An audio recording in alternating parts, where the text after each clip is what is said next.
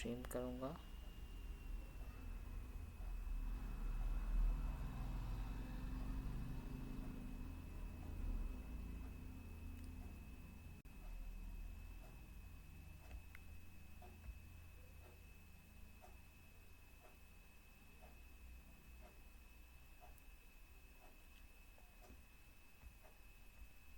Hello everyone, कैसे हो आप सब। स्वागत है आप सभी का हमारे इस यूट्यूब चैनल पर। और आज हम लेकर आए हैं paper first CSIR net, UP set, MP set, ठीक है। स्टेट एलिजिबिलिटी इन इंडिया में कोई भी एग्ज़ाम होता है उसका पेपर फर्स्ट में हम आपके सामने लेकर आए हैं। ये बहुत ही इम्पोर्टेंट रहने वाला है दोस्तों। चलिए शुरुआत करते हैं। सबसे पहले हम बता दें कि हम जो मेन पेपर मैथमेटिक्स के मेन पेपर का 6 मोस्ट इम्पॉर्टेंट क्वेश्चंस कंप्लीट कर चुके हैं। और आज हम आए हैं लाइव क्लास में। हम पेपर फर्स्ट की चर्चा करेंगे, जो कि बहुत ही इम्पोर्टेंट टॉपिक्स लेके आया हूँ मैं, और आप उसे देख पाएंगे, ठीक है। ये बहुत ही इम्पोर्टेंट है, very most important questions series है। आप लोगों को दिख पा रहा है सब चीज़ें, ठीक है। मैं चेक करता हूँ मेरी आवाज़ आ रही है आप सभी लोगों को, बताइए। आई एम ऑडिबल, ठीक है। तो मेरा नाम वीरेंद्र, मैं कराता हूँ CSIR NET, MP SET, UP SET, state eligibility test in India. तो आज हम पेपर फर्स्ट लेके आए हैं, जो कि बहुत ही इम्पोर्टेंट टॉपिक है। चलिए स्टार्ट करते हैं और देखते हैं आज का हमारा टॉपिक। बहुत ही इम्पोर्टेंट है। देखिए दोस्तों, पेपर फर्स्ट इम्पोर्टेंट क्वेश्चंस की सीरीज़ लेकर आया हूँ, ठीक है ना। A to Z मैंने कवर किया इधर। और चलिए स्टार्ट करते हैं, ठीक है। एक बार चेक कर लेता हूँ मैं सब कुछ ठीक से चल रहा है कि नहीं चल रहा, ठीक है। आप लोग देख पा रहे हैं मुझे, ठीक है, ओके। तो चलिए स्टार्ट करते हैं। फर्स्ट क्वेश्चन इज, निम्नलिखित में से कौन सा उच्च शिक्षा में शिक्षक का मुख्य उद्देश्य है, बताइए। निम्नलिखित में से उच्च शिक्षा में शिक्षक का मुख्य उद्देश्य है, बताइए।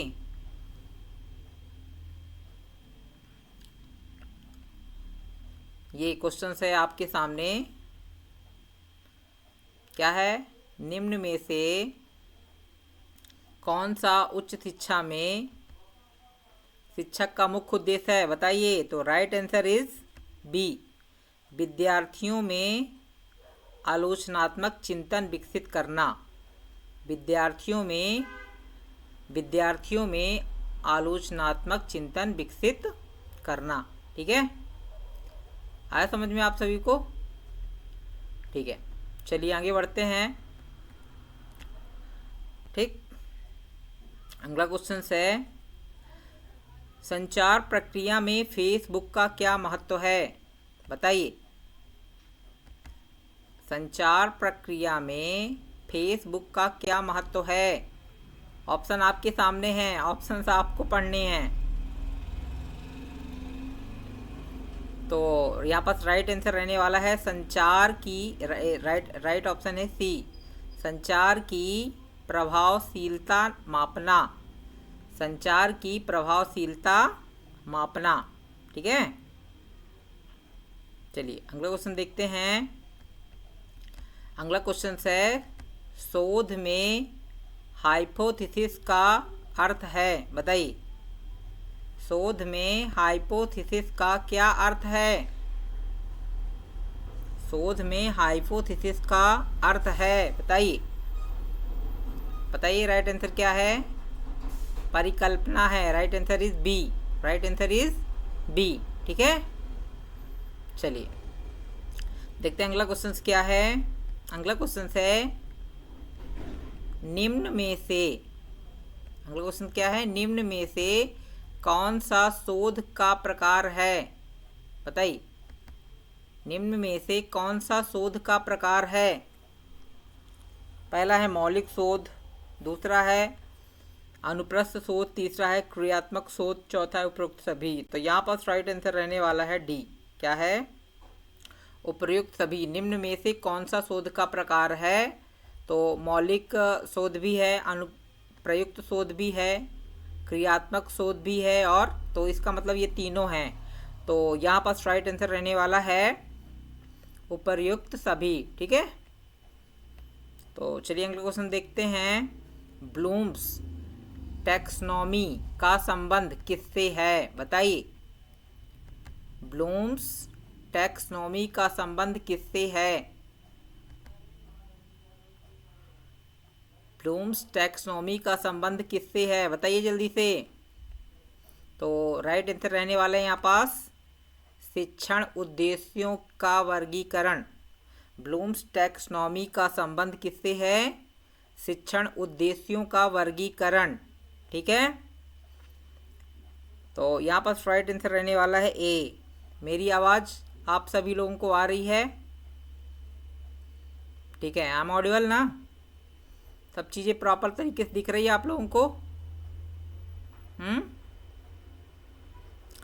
ओके, तो चलिए स्टार्ट करते हैं, देखते हैं आगे क्या है। अगला क्वेश्चन है निम्न में से कौन सा आईसीटी का उदाहरण है? बताइए। निम्न में से कौन सा आईसीटी का उदाहरण है? Black board, radio, internet, chalk. बताइए। आईसीटी का उदाहरण है, आईसीटी का उदाहरण है इंटरनेट। क्या है? इंटरनेट। तो राइट आंसर रहने वाला है सी। राइट आंसर क्या है? सी। चलिए अगला क्वेश्चन देखते हैं। लॉजिकल रीजनिंग में ऑल रोज और फ्लावर। ठीक है, लॉजिकल रीजनिंग में ऑल रोज और फ्लावर और सेम फ्लावर और रेड में क्या निष्कर्ष निकलता है? बताइए। लॉजिकल रीजनिंग में ऑल रोज और फ्लावर और सम फ्लावर्स और रेड में क्या निष्कर्ष निकलेगा? तो इसका राइट आंसर है सी, कोई निश्चित निष्कर्ष नहीं। कोई निश्चित निष्कर्ष नहीं। ठीक है, ऑल रोज ऑल फ्लावर, ठीक है, और सम फ्लावर्स और रेड से क्या निष्कर्ष निकलेगा? तो इसका राइट आंसर सी रहने वाला है। राइट आंसर कोई निश्चित निष्कर्ष नहीं। ठीक है, ओके, चलिए देखते हैं अगला क्वेश्चन। भारत में उच्च शिक्षा का नियामक निकाय है। भारत में उच्च शिक्षा का नियामक निकाय, बताइए क्या है? तो भारत में उच्च शिक्षा का नियामक निकाय जो है वो यूजीसी है। क्या है? UGC. Right answer is UGC. अगला क्वेश्चन।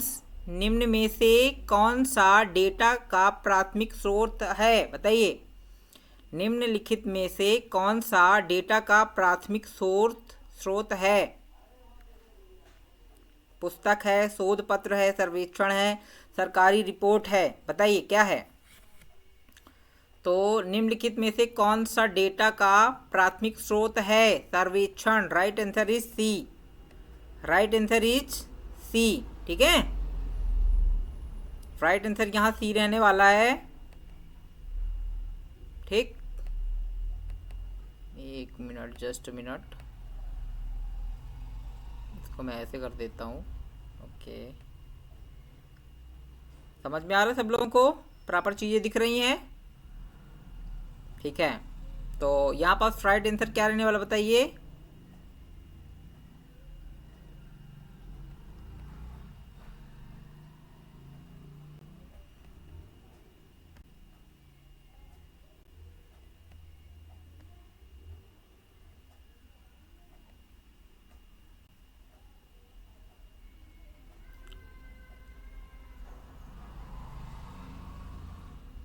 आप लोग को प्रॉपर चीज़ें दिख भी रही हैं कि नहीं दिख रही हैं? ओके, मैं बाद में चेक करूँगा, अभी मैं कंटिन्यू जारी करता हूँ। निम्नलिखित में से कौन सा डेटा का प्राथमिक स्रोत है? तो यहाँ पर राइट आंसर इज सर्वेक्षण। राइट आंसर इज सर्वेक्षण। अगला क्वेश्चन है इन्वायरमेंट प्रोटेक्शन एक्ट भारत में कब लागू हुआ? इन्वायरमेंट प्रोटेक्शन एक्ट भारत में कब लागू हुआ? तो यहाँ पर राइट आंसर बताइए क्या होगा?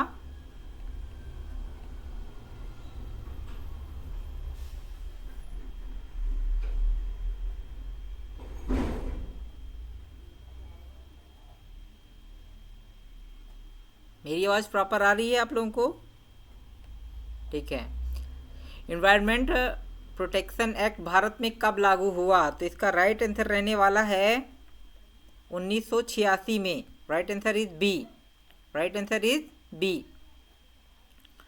इन्वायरमेंट प्रोटेक्शन एक्ट भारत में कब लागू हुआ? तो इन्वायरमेंट प्रोटेक्शन एक्ट भारत में 1986 को लागू हुआ। कब लागू हुआ? 1986 को। अगला क्वेश्चन है, शिक्षण की प्रभावशीलता मुख्यतः निर्भर करती है, बताइए। शिक्षण की प्रभावशीलता मुख्यतः निर्भर करती है, किस पर निर्भर करती है? तो राइट आंसर आप लोगों को दिख ही रहा है। राइट आंसर क्या है? विद्यार्थियों की भागीदारी पर। विद्यार्थियों की भागीदारी पर शिक्षण की प्रभावशीलता मुख्यतः निर्भर करती है विद्यार्थियों की भागीदारी पर। अगला क्वेश्चन है, एक्शन रिसर्च का उद्देश्य है। एक्शन रिसर्च का उद्देश्य है, बताइए क्या है? ऑप्शन आपके सामने है। एक जस्ट मिनट, मैं आपको इसको ठीक करके दिखाता हूँ, ये थोड़ा गड़बड़ हो गया है। ठीक है, अभी सही दिखेगा। ठीक है, और थोड़ा सा 1 मिनट, जस्ट मिनट। ठीक है, ये अभी सही से दिख रहा होगा आप लोगों को। एक्शन रिसर्च का उद्देश्य बताइए क्या है? तो एक्शन रिसर्च का उद्देश्य है व्यवहारिक समस्या का समाधान। एक्शन रिसर्च का उद्देश्य क्या है? व्यवहारिक समस्या का समाधान। ठीक है, मैं फिर से बोल रहा हूँ, एक्शन रिसर्च का उद्देश्य क्या है? व्यवहारिक समस्या का समाधान। Right answer is B. अगला क्वेश्चन है, सैंपलिंग का संबंध, बताइए। सैंपलिंग का संबंध, हो सकता है आप लोगों को उत्तर भी दिख रहा हो, थोड़ा दूर कर देता हूँ यार। सैंपलिंग का संबंध बताइए। तो सैंपलिंग का संबंध है जनसंख्या से नमूना चुनना। सैंपलिंग का संबंध क्या है? सैंपलिंग का संबंध है जनसंख्या से नमूना चुनना। Right answer is C. Right answer क्या है? सी है। ठीक है, राइट आंसर क्या है? सी। सैंपलिंग का संबंध जनसंख्या से नमूना चुनना है। ठीक, अगला क्वेश्चन है, मीन का अर्थ बताइए। मीन का अर्थ,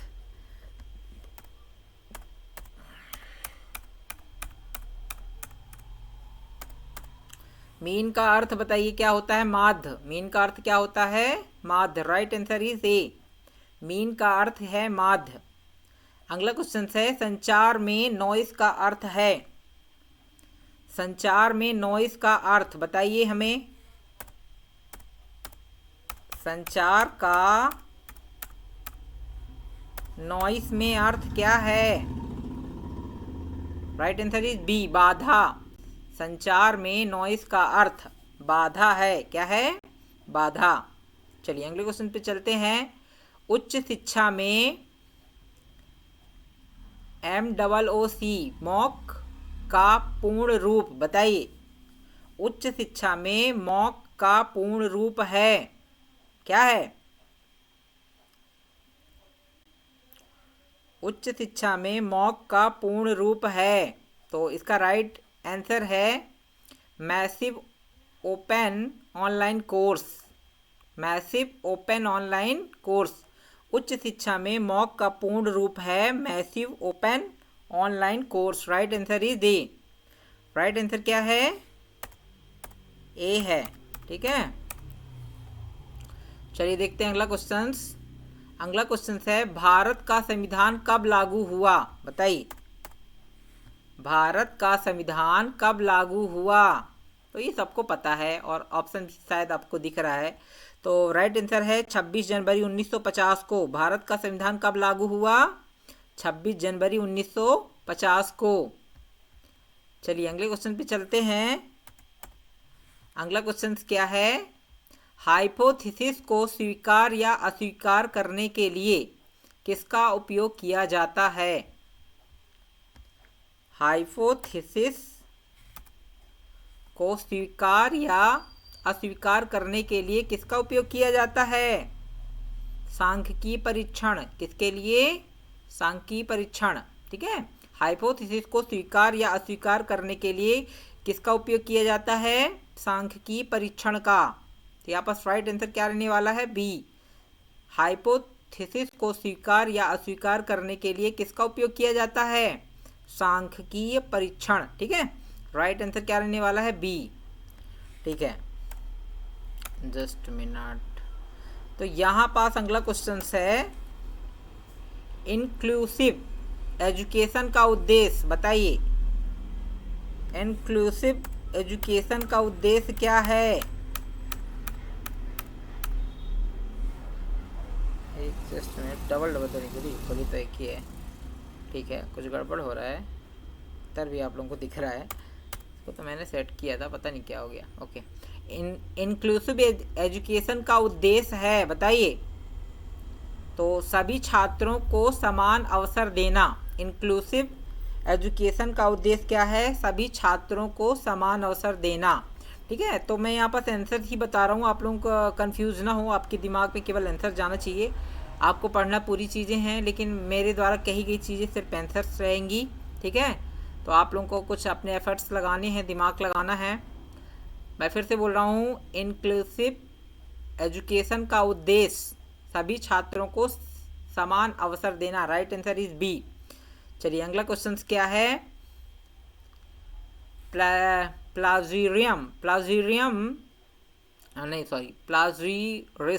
प्लाजियरिज्म का अर्थ क्या है बताइए। तो ये तो आंसर जो है ना, ये प्लाजियरिज्म का अर्थ है दूसरों से कार्य की नकल। दूसरों के कार्य की नकल। प्लाजियरिज्म का अर्थ है दूसरों के कार्य की नकल। Right answer is B.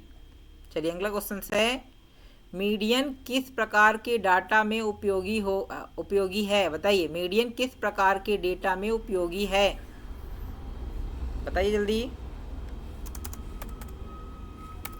अरे यार क्या हो जा रहा है,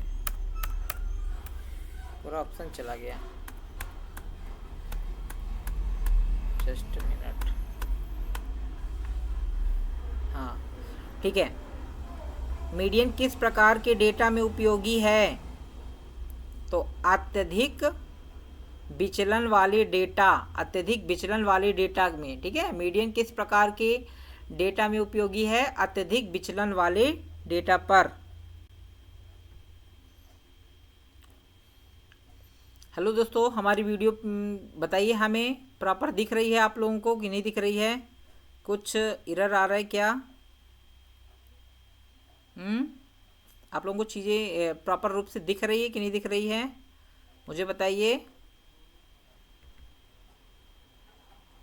ठीक है, यदि दिख रही है, अच्छा म्यूट किया है मैंने। उपयुक्त सभी। ठीक है, ठीक है, आप लोगों को चीज़ें दिख रही होंगी, आवाज़ तो आ रही होगी।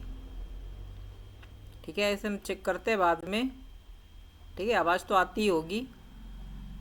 ठीक है, का संबंध किससे है?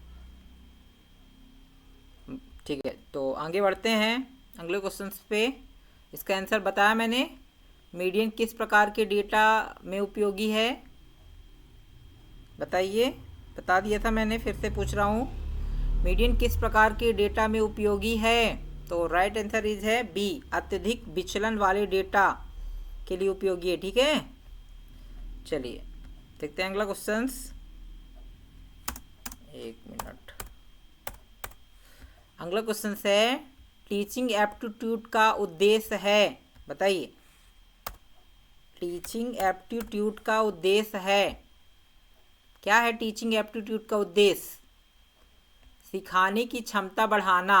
ठीक है, परीक्षा पास कराना नहीं है, अनुशासन बनाना नहीं है, और होमवर्क देना नहीं है। टीचिंग एप्टीट्यूड का मुख्य उद्देश्य है सीखने की क्षमता बढ़ाना।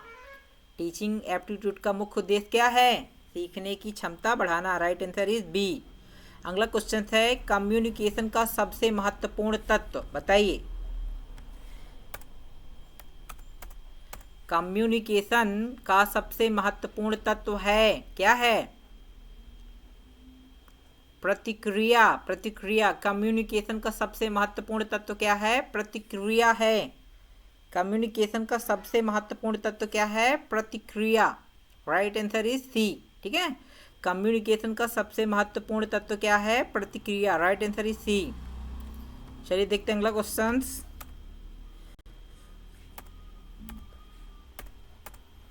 अगला क्वेश्चन क्या है? Right to information act Bharat में कब लागू हुआ बताइए। Right to information act Bharat में कब लागू हुआ बताइए मुझे।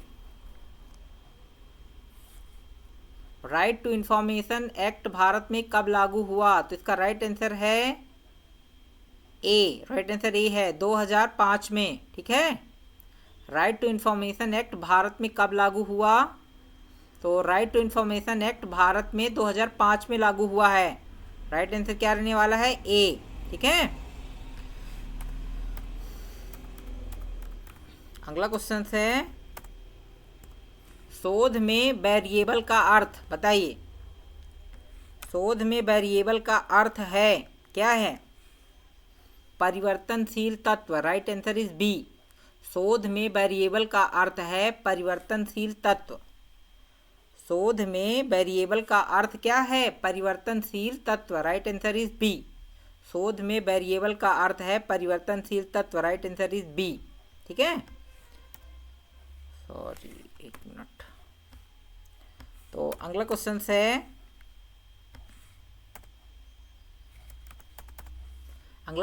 है स्टैंडर्ड डिवीजन किससे संबंधित है? स्टैंडर्ड डिवीजन किससे संबंधित है बताइए। स्टैंडर्ड डिवीजन किससे संबंधित है? तो यहाँ पर राइट आंसर रहने वाला है बी, प्रसार। स्टैंडर्ड डिवीजन किससे संबंधित है? प्रसार से संबंधित है। ठीक है, स्टैंडर्ड डिवीजन किससे संबंधित है? प्रसार से। Right answer is B. चलिए अगला क्वेश्चन देखते हैं। यूजीसी का मुख्य कार्य है बताइए। यूजीसी का मुख्य कार्य क्या है? यूजीसी का मुख्य कार्य है बताइए जल्दी से। तो यूजीसी का मुख्य कार्य है उच्च शिक्षा का समन्वय और मानक निर्धारण। यूजीसी का मुख्य कारण क्या है? उच्च शिक्षा का समन्वय और मानक निर्धारण। फिर बता रहा हूँ, यूजीसी का मुख्य कार्य है, यूजीसी का मुख्य कार्य उच्च शिक्षा का समन्वय और मानक निर्धारण है। ठीक है, राइट आंसर इज बी। अगला क्वेश्चन है इथिक्स इन रिसर्च का अर्थ बताइए। इथिक्स इन रिसर्च का अर्थ बताइए मुझे। इथिक्स इन रिसर्च का अर्थ बताइए क्या है? तो यहाँ पास राइट आंसर है ईमानदारी और नैतिकता। ईमानदारी और नैतिकता। इथिक्स इन रिसर्च का अर्थ है ईमानदारी और नैतिकता। ठीक है, इथिक्स इन रिसर्च का अर्थ है ईमानदारी और नैतिकता। Right answer is B. अगला क्वेश्चन है डेटा इंटरप्रिटेशन में क्या आवश्यक है बताइए। डेटा इंटरप्रिटेशन में क्या आवश्यक है बताइए जल्दी से। डेटा इंटरप्रिटेशन में क्या आवश्यक है? तो यहाँ पर राइट आंसर रहने वाला है बी, विश्लेषण क्षमता। ठीक है, डेटा इंटरप्रिटेशन में क्या आवश्यक है? तो यहाँ पर राइट आंसर है विश्लेषण क्षमता। अगला क्वेश्चन है लर्नर कंडक्टर कंटेरेड अप्रोच में मुख्य भूमिका किसकी होती है? सेंटर सेंटर्ड है, सॉरी, लर्नर सेंटर्ड अप्रोच में मुख्य भूमिका किसकी होती है? बताइए। लर्नर सेंटर्ड अप्रोच में मुख्य भूमिका किसकी होती है? तो लर्नर सेंटर्ड अप्रोच में मुख्य भूमिका किसकी होती है? विद्यार्थी की। Right answer is B. Learner centred approach में मुख्य भूमिका किसकी होती है? विद्यार्थी की। भाई सीखेगा तो वही ना, लर्नर जिस सेंटर्ड है, मतलब क्या हुआ, जो सीखने का उद्देश्य, ठीक है, तो सीखेगा कौन भाई? सीखेगा विद्यार्थी, सीखेगा ना। लर्नर सेंटर्ड अप्रोच में मुख्य भूमिका किसकी होती है? विद्यार्थी की। Right answer is B. ठीक है, अगला क्वेश्चन है, उच्च शिक्षा में फॉर्मेटिव, बताइए, उच्च शिक्षा में फॉर्मेटिव इवोल्यूशन का उद्देश्य है। उच्च शिक्षा में फॉर्मेटिव इवोल्यूशन का उद्देश्य है, बताइए क्या है? राइट आंसर, उच्च शिक्षा में फॉर्मेटिव इवोल्यूशन का उद्देश्य, राइट आंसर इज बी, सीखने में सुधार। सीखने में सुधार हो सकता है दोस्तों, ज़्यादातर बी ऑप्शन हो, बट आप लोगों को पढ़ के जाना है ना। मैंने जो क्वेश्चंस बनाए हैं, हो सकता है ऐसे डिज़ाइन हो गए हों कि ज़्यादातर बी सी, ऐसा कोई लॉजिक नहीं है कि आपका बी ऑप्शन सही रहे या ए ऑप्शन सही रहे। ये क्वेश्चंस मैंने ऐसे बनाए ही हैं, हो सकता है ना।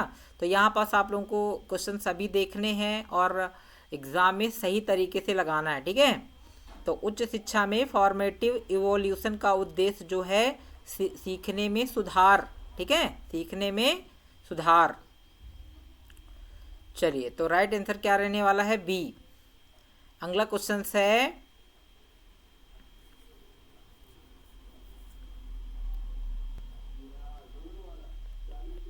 नॉर्म रिफरेंस टेस्ट का अर्थ बताइए। नॉर्म रिफरेंस टेस्ट का अर्थ क्या होता है? बताइए जल्दी से, नॉर्म रेफरेंस टेस्ट का अर्थ।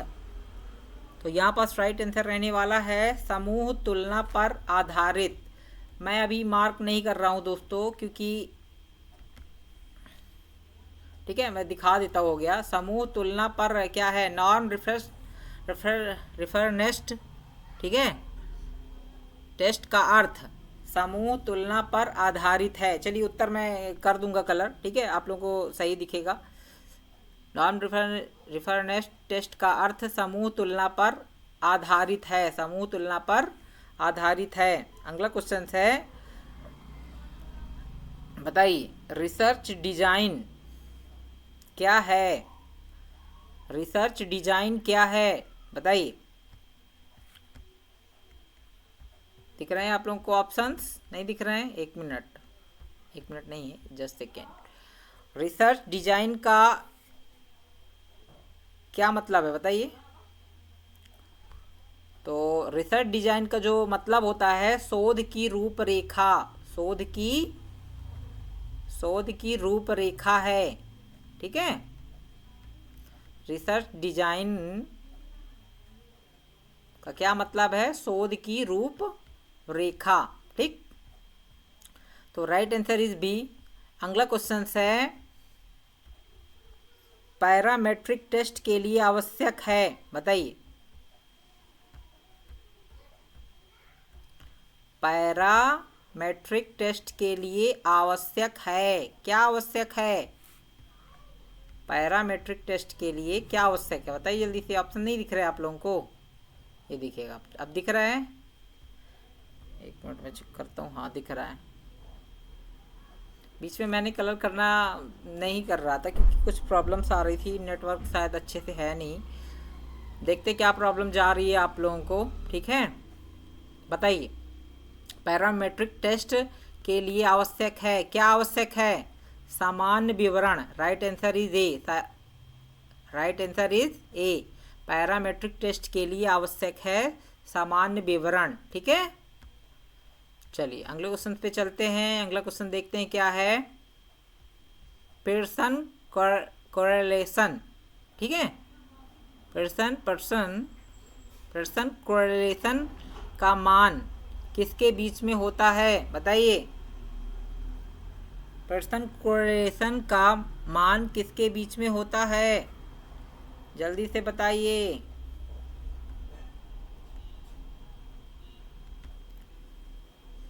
पर्सन कोरिलेशन का मान किसके बीच में होता है? जल्दी बताइए, ऑप्शंस क्या है? बताइए बताइए। राइट आंसर इज बी, -1 से +1 के बीच में।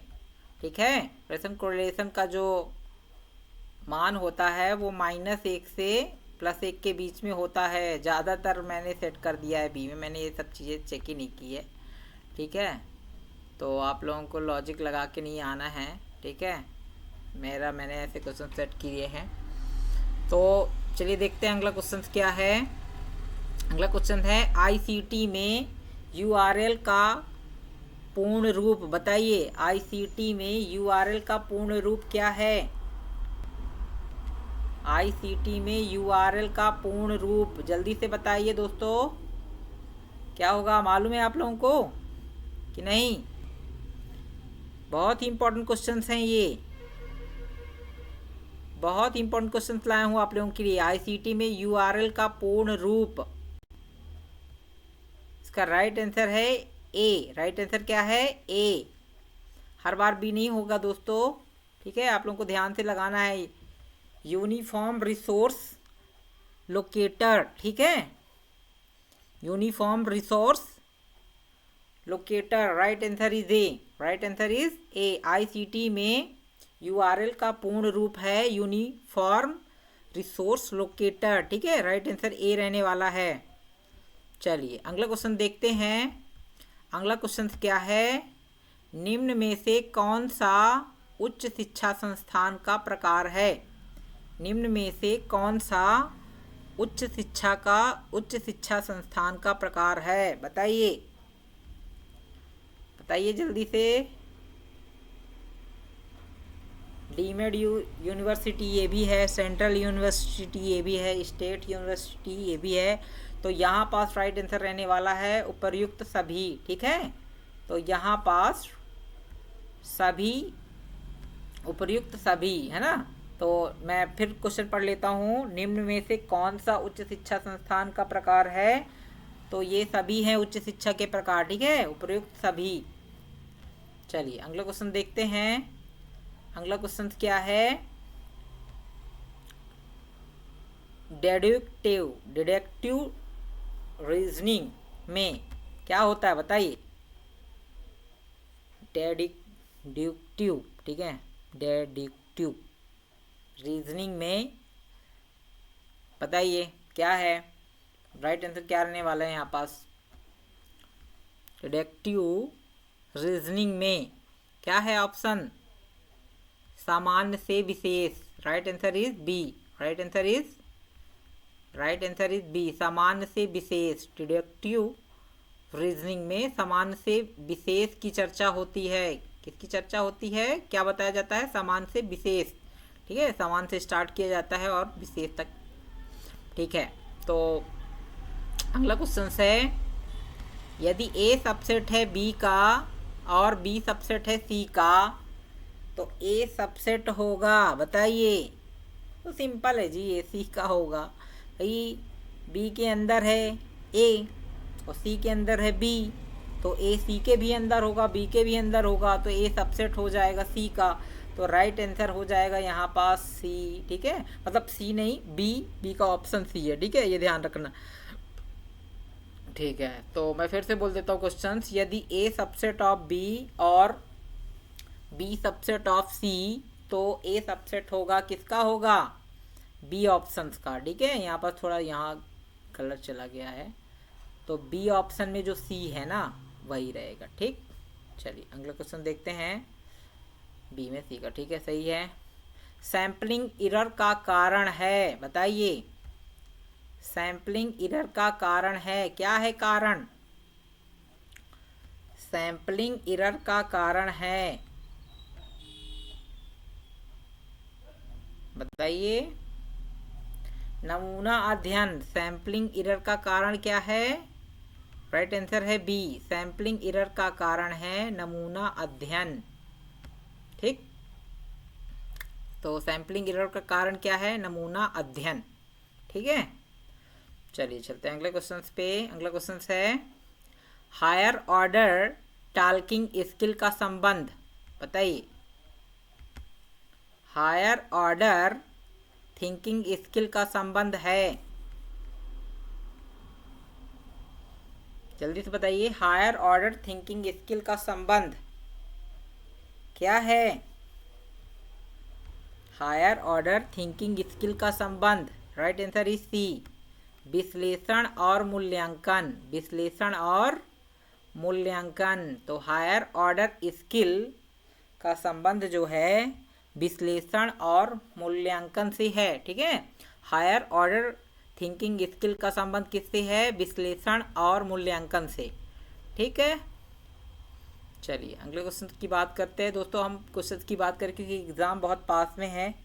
पेपर फर्स्ट के लिए मैं वीडियो नहीं ले आ पा रहा था, तो मैं सोचा कि आप लोगों को लाइव में कुछ हेल्प करता हूँ। ठीक है, सो वीडियो आपको कैसे लगी? अच्छी लगी हो तो इसे कमेंट करिए, शेयर करिए और हमारे चैनल को सब्सक्राइब करिए। चैनल पे बने रहिए दोस्तों। ठीक है, तो चलिए अगला क्वेश्चन देखते हैं। प्लाजीरियम रोकने के लिए क्या आवश्यक है बताइए। प्लाजीरियम रोकने के लिए क्या आवश्यक है? ऑप्शंस हैं आपके सामने, जल्दी से बताइए, जल्दी जल्दी कमेंट करिए। ठीक है, प्लाजीरियम रोकने के लिए क्या आवश्यक है? संदर्भ देना। प्लाजीरियम रोकने के लिए क्या आवश्यक है? संदर्भ देना। तो यहाँ पास राइट आंसर रहने वाला है ए। प्लाजीरियम रोकने के लिए आवश्यक है संबंध देना। ठीक है, चलिए अगला क्वेश्चन देखते हैं। Just minute. ठीक है, YouTube is not receiving enough video is maintain smooth string is so viewer build experience for free। ठीक है, तो नेटवर्क प्रॉब्लम की वजह से दोस्तों ऐसा हो रहा है। वीडियोस बनाना ज़्यादा सही है, लाइव में जहाँ नेटवर्क नहीं रहता वहाँ प्रॉब्लम्स होती है। ठीक है, नो प्रॉब्लम, देखते हैं क्या होता है आगे। ठीक है, हम अपनी पढ़ाई कंटिन्यू करते हैं। यदि ऐसी कोई चीज़ आपके सामने आती है तो हम आप ये वीडियो अपलोड करेंगे, तो आप वीडियो के माध्यम से पढ़ाई कर ही लेंगे। ठीक है, मैं फिर बोल रहा हूँ, प्लाजीरियम रोकने के लिए क्या आवश्यक है? संदर्भ देना। चलिए अगला क्वेश्चन देखते हैं। RTI एक्ट कब लागू हुआ बताइए। RTI एक्ट कब लागू हुआ? बहुत ही इम्पोर्टेंट है। RTI एक्ट कब लागू हुआ बताइए जल्दी से। बता चुका हूँ क्या मैं इसको? शायद बता चुका हूँ, इम्पोर्टेंट है इसलिए दोबारा आ सकता है। RTI एक्ट 2005 को लागू हुआ था। कब लागू हुआ था? 2005 को। RTI एक्ट कब लागू हुआ था? 2005 को। Right answer is B. अगला क्वेश्चन है, इनोवा का उद्देश्य होता है बताइए। इनोवा का उद्देश्य क्या होता है? जल्दी बताइए, दिख रहा है ऑप्शन आपको? इनोवा का उद्देश्य क्या होता है बताइए। 3 या अधिक माध्य तुलना। ठीक है, 3 या 3 से अधिक माध्य तुलना को इनोवा का उपयोग किया जाता है। 3 या 3 से अधिक। ठीक है, इनोवा का उपयोग होता है 3 या अधिक माध्य तुलना से। ठीक है, चलिए अगला क्वेश्चन देखते हैं। Right answer is B. ठीक है, अगला क्वेश्चन क्या है? अगला क्वेश्चन है कम्युनिकेशन साइकिल का अंतिम चरण है बताइए। कम्युनिकेशन साइकिल का अंतिम चरण बताइए क्या है? बहुत ही इम्पोर्टेंट है दोस्तों, ये इम्पोर्टेंट क्वेश्चंस आपके एग्ज़ाम के पेपर फर्स्ट पे आ सकते हैं। ठीक है ना, मैंने काफ़ी रिसर्च करके ये क्वेश्चंस लाया हूँ, मेरी रिसर्च आपके लिए है। ठीक है, बताइए कम्युनिकेशन साइकिल का अंतिम चरण क्या होती है? प्रतिक्रिया। प्रतिक्रिया क्या होती है? प्रतिक्रिया। जैसे हम लोग कम्युनिकेशन करेंगे तो अंतिम चरण क्या होती है? प्रतिक्रिया, कि आप क्या प्रतिक्रिया दे रहे हैं। ठीक है, तो कम्युनिकेशन साइकिल का अंतिम चरण होती है प्रतिक्रिया। क्या होती है? प्रतिक्रिया। ठीक है, चलिए अगला क्वेश्चन क्या है? ग्रीन हाउस गैस का उदाहरण है, बताइए। ग्रीन हाउस गैस का उदाहरण, ग्रीन हाउस गैस का उदाहरण जल्दी से बताइए, क्या है ग्रीन हाउस गैस का उदाहरण? Carbon dioxide, carbon dioxide. Green house gas का उदाहरण क्या है? Carbon dioxide. ठीक है, कार्बन डाइऑक्साइड। तो यही राइट आंसर है सी। देखिए दोस्तों, सी में भी है कुछ ऑप्शंस। ठीक है, चलिए अगला क्वेश्चन देखते हैं। यदि मीन 10 हो तो मीडियन 8 तो विवरण होगा, बताइए। इसका एक फार्मूला होता है, मैं अभी मेंशन नहीं करूँगा, 10th में आपने पढ़ा है, बहुत ही इंपॉर्टेंट 10th का ये फार्मूला। इसका देख लीजिएगा, यदि नहीं आ रहा हो तो देख लीजिएगा। इससे निगेटिव सिर्फ तो बहुत ही सिंपल है, हालांकि इसकी वैल्यू भी पूछ सकता है। यहाँ पर पॉजिटिव निगेटिव बता रहा है, पूछ रहा है आप लोगों से। ठीक है, बताइए जल्दी। मीन 10 है, मीडियन 8 है तो विवरण होगा। इसका फॉर्मूला आप लोगों को देखना है। तो यहाँ पर राइट आंसर है इस ऑप्शन के आधार पर पॉजिटिव। ठीक है, इसका राइट आंसर क्या रहेगा? पॉजिटिव। ठीक है, पॉजिटिव पॉजिटिव रहेगा। ठीक है, मीडियन एन है, मीडियन 10 है, सॉरी मीन 10 है, मीडियन 8 है तो विवरण क्या होगा? Positive skip. ठीक है, ओके। तो चलिए चलते हैं अगले क्वेश्चन पे। अगला क्वेश्चन है इंक्लूसिव एजुकेशन में शामिल है, बताइए। इंक्लूसिव एजुकेशन में शामिल है, क्या शामिल है? इंक्लूसिव एजुकेशन में शामिल है, बताइए जल्दी से। इंक्लूसिव एजुकेशन में शामिल है, क्या शामिल है? राइट आंसर इज बी, सभी विद्यार्थी। ठीक है, तो यहाँ पर बी पर नहीं जाना है, सी पर नहीं जाना है, आपके ऑप्शन पर जाना है। मैंने ज़्यादातर सेट लगता है बी पे कर दिया है, कोई बात नहीं, ज़रूरी नहीं कि आपके ऑप्शन पे बी पे हों दोस्तों। अब एग्ज़ाम का पैटर्न चेंज हो गया, सबके लिए अलग अलग ऑप्शन अलग अलग जगह मिल सकते हैं। ठीक है, तो उस पर नहीं जाना आप लोगों को। इंक्लूसिव एजुकेशन में शामिल है सभी विद्यार्थी, क्या है? सभी विद्यार्थी। चलिए देखते हैं अगला क्वेश्चन क्या है। हाइपोथेसिस टेस्टिंग में 5% स्तर का अर्थ, बताइए। हाइपोथेसिस टेस्टिंग में 5% स्तर का अर्थ जल्दी से बताइए हमें। हाइपोथेसिस टेस्टिंग में 5% का अर्थ क्या है?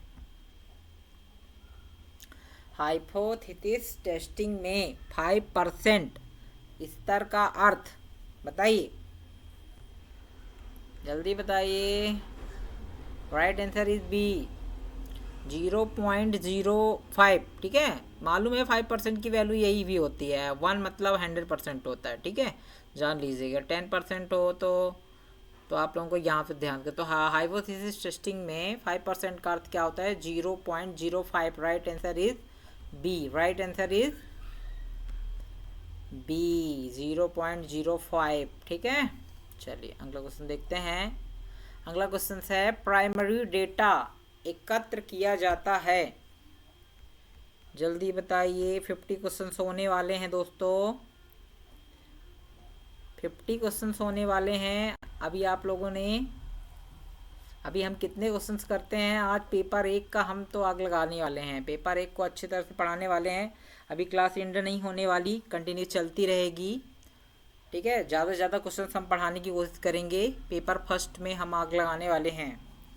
ठीक है, ठीक है, पेपर फर्स्ट से सिंपल होता है बट पढ़ना जरूरी होता है दोस्तों। बताइए जल्दी से। प्राइमरी डेटा एकत्र किया जाता है, प्राइमरी डेटा एकत्र किया जाता है, राइट आंसर क्या है? स्वयं शोधकर्ता द्वारा प्राइमरी डेटा एकत्र किया जाता है, किसके द्वारा? स्वयं शोधकर्ता द्वारा। Right answer is A. ठीक है, अगला क्वेश्चन है लॉजिकल फैलेसी। ठीक है, फॉल्सी सॉरी, लॉजिकल फॉल्सी का अर्थ जल्दी बताइए। लॉजिकल फॉल्सी का अर्थ क्या है? मेन सब्जेक्ट पर फोकस कर रहे हो, पेपर 1 नहीं देख रहे हो। पेपर एक देखना भी ज़रूरी है, इसीलिए मैं आज कंटिन्यू क्लास लाइव क्लासेस लेके आया हूँ आप लोगों के लिए। रिकॉर्डेड क्लासेस में काफ़ी दिक्कत होती है, रिकॉर्ड करो फिर अपलोड करो, एडिटिंग करो, बहुत पंचायत होता है। तो मैं सोच रहा हूँ कि एग्ज़ाम बहुत पास में है, तो हम आपको लाइव क्लास के द्वारा ये डेटा उपलब्ध करा रहे हैं। लॉजिकल फॉल्सी का अर्थ बताइए जल्दी से मुझे। तो लॉजिकल फॉल्सी का अर्थ बिल्कुल सिंपल है, गलत तर्क। Right answer is B. ठीक है, लॉजिकल फॉल्सी का अर्थ क्या है? गलत तर्क। Right answer is B. चलिए अगला क्वेश्चन देखते हैं। अगला क्वेश्चन क्या है? ओपन एजुकेशन रिसोर्स का उद्देश्य है। ओपन एजुकेशन रिसोर्स का उद्देश्य बताइए मुझे क्या है? ओपन एजुकेशन सॉरी, एक बार चेक करता हूँ सब कुछ चीज़ें सही से चल रही हैं ना। ठीक है, सब चीज़ें सही से चल रही हैं। ओके, मैं चेक करूँगा बाद में, नहीं तो रिकॉर्डेड क्लासेस आपके लिए तो है ही। ठीक है, ओपन एजुकेशनल रिसोर्स का उद्देश्य बताइए जल्दी मुझे क्या है? ओपन एजुकेशनल रिसोर्स का उद्देश्य मुफ्त शैक्षिक सामग्री। ठीक है, मुफ्त शैक्षिक सामग्री। ओपन एजुकेशन रिसोर्स का उद्देश्य है मुफ्त शैक्षिक सामग्री। ओपन एजुकेशनल रिसोर्स का उद्देश्य क्या है? मुफ्त शैक्षिक सामग्री। Right answer is A. Right answer is ए। अगला क्वेश्चन है, स्टैंडर्ड डिवीजन मापता है। बताइए स्टैंडर्ड डिवीजन क्या मापता है? बताइए हमें, स्टैंडर्ड डिवीजन मापता है। बताइए स्टैंडर्ड डिवीजन मापता है, जल्दी से बताइए स्टैंडर्ड डिवीजन क्या मापता है? तो स्टैंडर्ड डिवीजन मापता है प्रसार। Right answer is B. प्रसार मापता है। स्टैंडर्ड डिवीजन क्या मापता है? प्रसार। ठीक है, चलिए अगला क्वेश्चन देखते हैं क्या है। अगला क्वेश्चन है, सेंट्रल यूनिवर्सिटी स्थापित होती है। सेंट्रल यूनिवर्सिटी स्थापित होती है, बताइए मुझे। सेंट्रल यूनिवर्सिटी स्थापित होती है, कहाँ होती है भैया? किसके द्वारा की जाती है? सेंट्रल तो सेंट्रल के द्वारा ही होगी ना। सेंट्रल यूनिवर्सिटी स्थापित होती है केंद्र सरकार के द्वारा। किसके द्वारा? केंद्र सरकार के द्वारा। Right answer is B. तो ज़्यादातर बी में ही है, कोई बात नहीं दोस्तों, बी भी मत बोलते जाना, अपना तर्क लगाओ तब बताओ। ठीक है मुझे, ठीक है, नो प्रॉब्लम। तो फिर सेंट्रल यूनिवर्सिटी का स्थापित होती है केंद्र सरकार के द्वारा। ठीक है, राइट आंसर इज बी। अगला क्वेश्चन है, डेटा इंटरप्रिटेशन बताइए मुझे। डेटा इंटरप्रिटेशन में आवश्यक है। डेटा इंटरप्रिटेशन में आवश्यक है, बताइए जल्दी से। डेटा इंटरप्रिटेशन में क्या आवश्यक है? तो डेटा इंटरप्रिटेशन में आवश्यक है विश्लेषण। डेटा इंटरप्रिटेशन में क्या आवश्यक है? विश्लेषण। ठीक है, right answer is B. Data interpretation में आवश्यक है विश्लेषण। Right answer is B. ठीक है, चलिए अगला क्वेश्चन देखते हैं।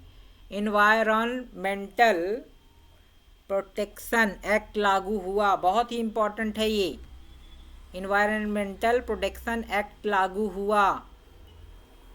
एनवायरमेंटल प्रोटेक्शन लागू हुआ, कब लागू हुआ? जल्दी जल्दी कमेंट कीजिए। कोई बात नहीं दोस्तों, लाइव में यदि प्रॉब्लम जा रही है तो आप मुझे वीडियो पर जब मैं अपलोड कर दूंगा या फिर ऑटोमेटिक आ जाएगी आप लोगों के पास, तब देख लीजिएगा। नेटवर्क इशू की वजह से कुछ प्रॉब्लम जा रही है। मैं सोच रहा था लाइव के द्वारा आपको सारी चीज़ें उपलब्ध कराने वाला हूँ, तो बट नेटवर्क की वजह से ऐसी प्रॉब्लम्स जा रही है। कोई बात नहीं, ठीक है, आप बाद में देख लेना। बताइए जल्दी। तो मेरे ऑप्शंस में ज़्यादातर वही रहता है यार, आपको पता ही है ना। मैं ऐसे ही सिलेक्ट किया हूँ। एनवायरमेंटल प्रोटेक्शन एक्ट लागू हुआ 1986 में। ठीक है, ध्यान रखिएगा। यदि दोबारा क्वेश्चन आ रहा है इसका मतलब ये बहुत ही इंपॉर्टेंट है। ठीक है ना, मतलब कई बार क्वेश्चन में मैंने ऐसे क्वेश्चन से सिलेक्ट किए हैं, एग्ज़ाम से सिलेक्ट किए हैं, ठीक है। सो एनवायरमेंटल प्रोटेक्शन एक्ट लागू हुआ 1986 को। कब लागू हुआ? 1986। Right answer is B. Mock MOOC का प्लेटफॉर्म उदाहरण बताइए। मॉक MOOC का प्लेटफॉर्म उदाहरण बताइए जल्दी से मेरे को। दिख रहे हैं सारे ऑप्शन आप लोगों को? दिख रहे हैं कि नहीं दिख रहे हैं? नहीं दिख रहे हैं? मैं फिर दिखा रहा हूँ, चलो अब दिख रहे हैं ना? हाँ, मॉक का प्लेटफॉर्म उदाहरण बताइए जल्दी से, बताइए मॉक प्लेटफॉर्म का उदाहरण क्या है? स्वयं, स्वयं, स्वयं, ठीक है। तो प्लेटफॉर्म का उदाहरण क्या है? स्वयं। Right answer is A. Right answer is, right answer is ए, स्वयं, ठीक है। सो यहाँ पर ध्यान देना आप लोगों को, मॉक का प्लेटफॉर्म उदाहरण स्वयं है। राइट आंसर ए रहने वाला है।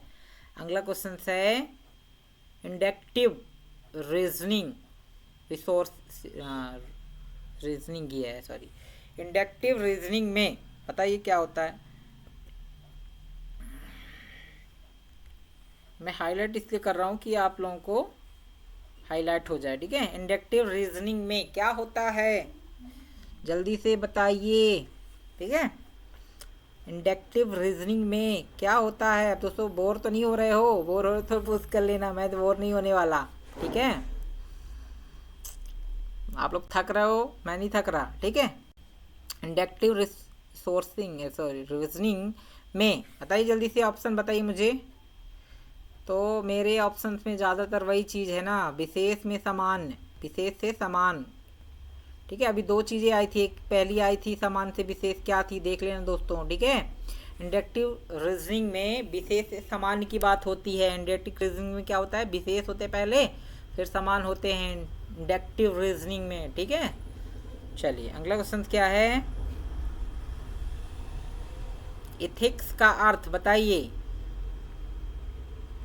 एथिक्स, एथिक्स का अर्थ है दोस्तों, यहाँ लाइट की प्रॉब्लम है, बट मैं सेशन को नहीं करूँगा। जब मैं स्टार्ट किया था तो मैं सेशन क्या कर देता था, बंद कर देता था, और फिर आपको स्टार्टिंग से सब कुछ करता था, तो ये प्रॉब्लम मुझे जाती थी।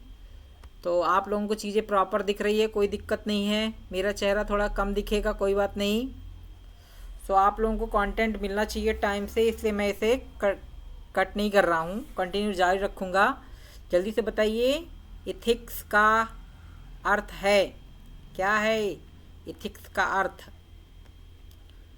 एथिक्स का अर्थ है नैतिक आचरण। क्या है? नैतिक आचरण। Right answer is B. Ethics का अर्थ है नैतिक आचरण, ठीक है, नैतिक आचरण। Right answer is B. अब बताइए टीचिंग एप्टीट्यूड का उदाहरण, नहीं मुख्य तत्व है, बताइए। टीचिंग एप्टीट्यूड का मुख्य तत्व है, टीचिंग एप्टीट्यूड का मुख्य तत्व बताइए क्या है? क्या है? टीचिंग एप्टीट्यूड का मुख्य तत्व क्या है? संचार कौशल। क्या है? संचार कौशल।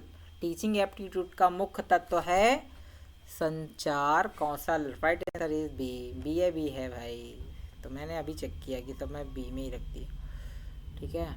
Okay, no problem. Current affairs से क्वेश्चंस ले रहे हैं, ये 25-26 के करंट अफेयर्स क्वेश्चंस हैं, और ये बहुत ही इम्पोर्टेंट है दोस्तों, ठीक है, बहुत ही इम्पोर्टेंट है। करंट अफेयर्स से मैं ले रहा हूँ आप लोगों के लिए, लेके करंट अफेयर्स में भी है ना क्वेश्चंस आते हैं, ठीक है। करंट अफेयर्स 25-26 का, अभी 26-27 तो आएगा नहीं ना, तो लेटेस्ट चीज़ें मैं लेके आया हूँ आप लोगों के लिए। बताइए भारत किसे 2026 ब्रिक्स समिट की मेजबानी करने वाला है? बताइए भारत किसे 2026 में ब्रिक्स समिट में मेजबानी करने वाला है? बताइए। पूरे ऑप्शन शायद आपको नहीं दिख रहे होंगे, अभी बनाता हूँ मैं पूरे ऑप्शन से एक साथ, 1 मिनट, ठीक है।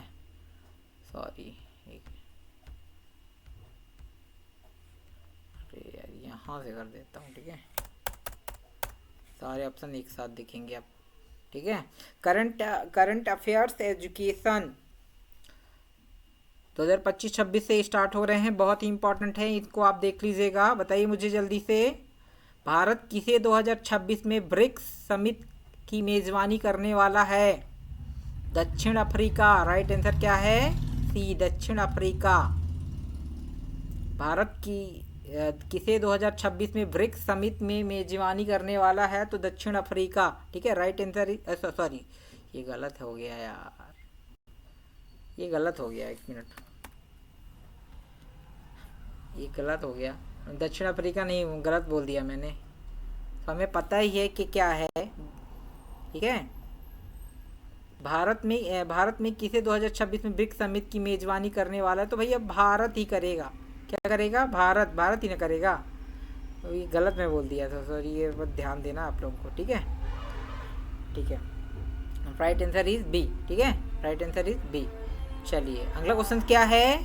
अगले क्वेश्चन पे चलते दोस्तों। अगला क्वेश्चन क्या है? अगला क्वेश्चन 62 पे है। आप लोगों ने 62, 61 क्वेश्चन कंप्लीट कर लिया है। एट्थ ब्रिक्स समिति, ठीक है, 8 ब्रिक्स समिट का मुख्य उद्देश्य क्या है? बताइए। 8th नहीं, 18th, sorry, 18th BRICS summit का मुख्य उद्देश्य क्या है? जल्दी जल्दी बताइए मुझे। 8th ब्रिक्स समिट का मुख्य उद्देश्य क्या है? 8th ब्रिक्स समिट का मुख्य उद्देश्य क्या है? बताइए। तो यहाँ पास राइट आंसर रहने वाला है सी, सहयोग और नवाचार और स्थिरता। 18th ब्रिक्स समिट का मुख्य उद्देश्य क्या है? सहयोग, नवाचार और स्थिरता। Right answer is C. 18th BRICS summit का मुख्य उद्देश्य क्या है? सहयोग, नवाचार और स्थिरता। राइट आंसर इज सी, ठीक है, राइट आंसर इज सी। चलिए अगला क्वेश्चन देखते हैं। अगला क्वेश्चन है 63, बहुत ही इंपॉर्टेंट क्वेश्चन है दोस्तों। भारत में वर्ष 2025 में जीडीपी के हिसाब से दुनिया में कौन सा स्थान हासिल किया? बताइए। भारत ने वर्ष 2025 में जीडीपी के हिसाब से दुनिया में कौन सा स्थान हासिल किया? राइट आंसर है बी। राइट आंसर है क्या है? बी। देखिए दोस्तों, आप लोगों के टैक्स की पावर है ये। आप लोग बोल रहे थे कि, ठीक है ना, क्या बोल रहे थे? बोल रहे थे टैक्स ले रहे सर बहुत ज़्यादा। अरे ज़्यादा कहाँ ले रहे थे यार, वो जीएसटी लागू कर दी, जिससे ज़्यादा से ज़्यादा लोगों ने सेव दिया है। अभी भी हम लोग का कम भी कर देंगे ना। अभी बहुत लोग टैक्स दे ही नहीं रहे हैं, चोरी कर रहे हैं बहुत लोग। मैं बोल रहा हूँ, मैं सॉरी इसके लिए माफ़ी चाहता हूँ, मुझे नहीं बोलना चाहिए। बट पारदर्शिता आनी चाहिए ना, पारदर्शिता आनी चाहिए कि कौन कितना टैक्स देगा, हमारा देश ही विकास करेगा, ठीक है ना। प्रत्येक, अच्छा बहुत लोग जानते भी नहीं है, एजुकेशन नहीं है, कैसे क्या चीज़ों को गवर्नमेंट को चाहिए कि उसको थोड़ा सा सरल तरीके से लाना चाहिए उसको, है ना। टैक्स की जो चीज़ें हैं, नॉर्मल आदमी एजुकेशन पे आप कराते नहीं हो, है ना, तो एजुकेशन पे कंपलसरी करना चाहिए, टैक्स के बारे में जानकारी देना चाहिए, और ये चीज़ें प्रैक्टिकल भी होनी चाहिए, है ना। प्रैक्टिकल करा के चीज़ों को हर सभी के लिए इम्पोर्टेंट्स है। सो बहुत लोगों को दिक्कत है इसमें, है ना। सो ये क्वेश्चन है, मैं फिर से बात कर रहा हूँ। भारत ने वर्ष 2025 में जीडीपी के हिसाब से दुनिया में कौन सा स्थान हासिल किया? तो 4th। Right answer is B, ठीक है। चलिए अगला क्वेश्चन देखते हैं। इंडिया ने किस क्षेत्र में 100% एफडीआई नियम तय किए हैं? बताइए जल्दी से। इंडिया ने किस क्षेत्र में 100% एफडीआई नियम तय किए हैं?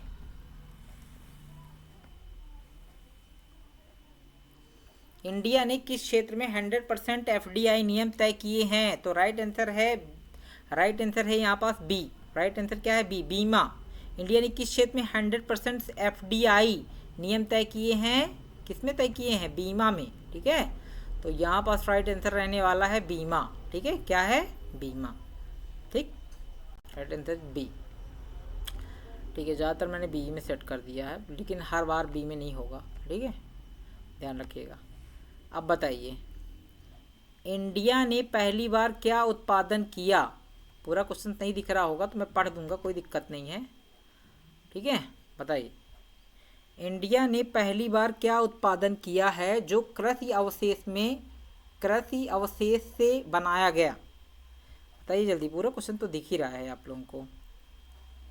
इंडिया ने पहली बार क्या उत्पादन किया जो कृषि अवशेष से बनाया गया? इंडिया ने पहली बार क्या उत्पादन किया जो कृषि अवशेष से बनाया गया? तो राइट आंसर है बायोबिटुमेन। ठीक है, right answer is C, biobitumen. India ने ये बनाया है दोस्तों। इंडिया ने पहली बार क्या उत्पादन किया है जो कृषि अवशेष इंडिया ने पहली बार क्या उत्पादन किया है जो कृषि अवशेष से बनाया गया है? बायोबिटुमेन। ठीक है, biobitumen. Right answer is C, right answer is C. चलिए अगला क्वेश्चन देखते हैं। सोयर इनिटिएटिव वही है, इनिटिएटिव। ठीक है, सोयर इनिटिएटिव का मुख्य फोकस किस क्षेत्र में है? कुछ प्रॉब्लम हो दोस्तों तो मैं कंप्यूटर के सामने रहते रहते मेरी आंखें थोड़ी सी दिक्कत हो जाती है, तो चीज़ें मुझे प्रॉपर अच्छे से दिख नहीं पाती है। ठीक है, ठीक है। सोयर इंट्यूटिव का मुख्य फोकस किस क्षेत्र में है? बताइए जल्दी से। AI कौशल पर। ठीक है, AI कौशल विकास पर। Right answer is C, AI कौशल विकास पर। सोयर इंट्यूटिव का मुख्य फोकस किस क्षेत्र में है? AI कौशल विकास। Right answer is C, right answer is C. ठीक है, चलिए अगला क्वेश्चन देखते हैं। भारतीय नौसेना ने हाल्डिया में नया डिटैचमेंट स्थापित किया है ताकि, बताइए, भारतीय नौसेना ने हाल्डिया में नया डिटैचमेंट स्थापित किया है। बताइए जल्दी से, ऑप्शंस क्या हैं? पूरे ऑप्शंस आप लोगों को दिख रहे हैं कि नहीं दिख रहे हैं? दिख रहे हैं? चलिए, यदि दिख रहे हैं तो बताइए जल्दी से। भारतीय नौसेना ने हाल्डिया में नया डिटैचमेंट स्थापित किया है। क्या किया है बताइए? तो राइट आंसर है बंगाल की खाड़ी की सुरक्षा। बंगाल की खाड़ी की सुरक्षा। Right answer is C. भारतीय नौसेना ने हाल्डिया में नया डिटैचमेंट स्थापित किया है ताकि बंगाल की खाड़ी की सुरक्षा हो सके। Right answer is C. ठीक है, भारतीय नौसेना ने हाल्डिया में नया डिटैचमेंट स्थापित किया है ताकि बंगाल की खाड़ी की सुरक्षा हो सके। Right answer is C. ठीक है, राइट आंसर इज सी। ठीक है, चलिए अगला क्वेश्चन देखते हैं। अगला क्वेश्चन है, किस अंतर्राष्ट्रीय बुक फेस्टिवल का आयोजन जनवरी 2026 में केरल में हुआ? बताइए जल्दी से, बहुत ही इम्पोर्टेंट है। किस अंतर्राष्ट्रीय बुक फेस्टिवल का आयोजन 26 जनवरी, ठीक है, सॉरी 26 जनवरी नहीं, जनवरी 2026 में बड़ी गलती हो जाती है भैया। किस अंतर्राष्ट्रीय बुक फेस्टिवल का आयोजन जनवरी 2026 में केरल में हुआ? बताइए जल्दी। तो इसमें केरल में नाम होगा, उसी में ना होगा जी, तो यही राइट आंसर है, Kerala structure international book festival. ठीक है, लेक्चर, ठीक है, हाँ, लेक्चर इंटरनेशनल बुक फेस्टिवल। किस अंतर्राष्ट्रीय बुक फेस्टिवल का आयोजन जनवरी 2026 में केरल में हुआ? तो right answer is B, Kerala legislature international book festival. Right answer is B. ठीक है, चलिए अगला क्वेश्चन देखते हैं। अगला क्वेश्चन क्या है हमारे पास? अगला क्वेश्चन है, ये रहा आपके सामने, जल्दी बताइए। भारत में परीक्षा पे चर्चा कार्यक्रम का उद्देश्य क्या है? जल्दी से बताइए। भारत पे परीक्षा पे चर्चा कार्यक्रम का उद्देश्य क्या है? बताइए। करते हैं ना प्रधानमंत्री जी हमारे परीक्षा पर चर्चा, या फिर ठीक है। भारत में परीक्षा पे चर्चा कार्यक्रम का उद्देश्य क्या, जल्दी से बताइए। तो यहाँ पास राइट आंसर है बी।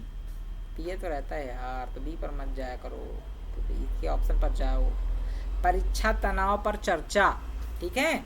भारत में परीक्षा पे चर्चा कार्यक्रम का मुख्य उद्देश्य परीक्षा तनाव पर चर्चा से है, ठीक है। परीक्षा पे तनाव पे ज़्यादा ना हो भैया तनाव, इस वजह से, ठीक है।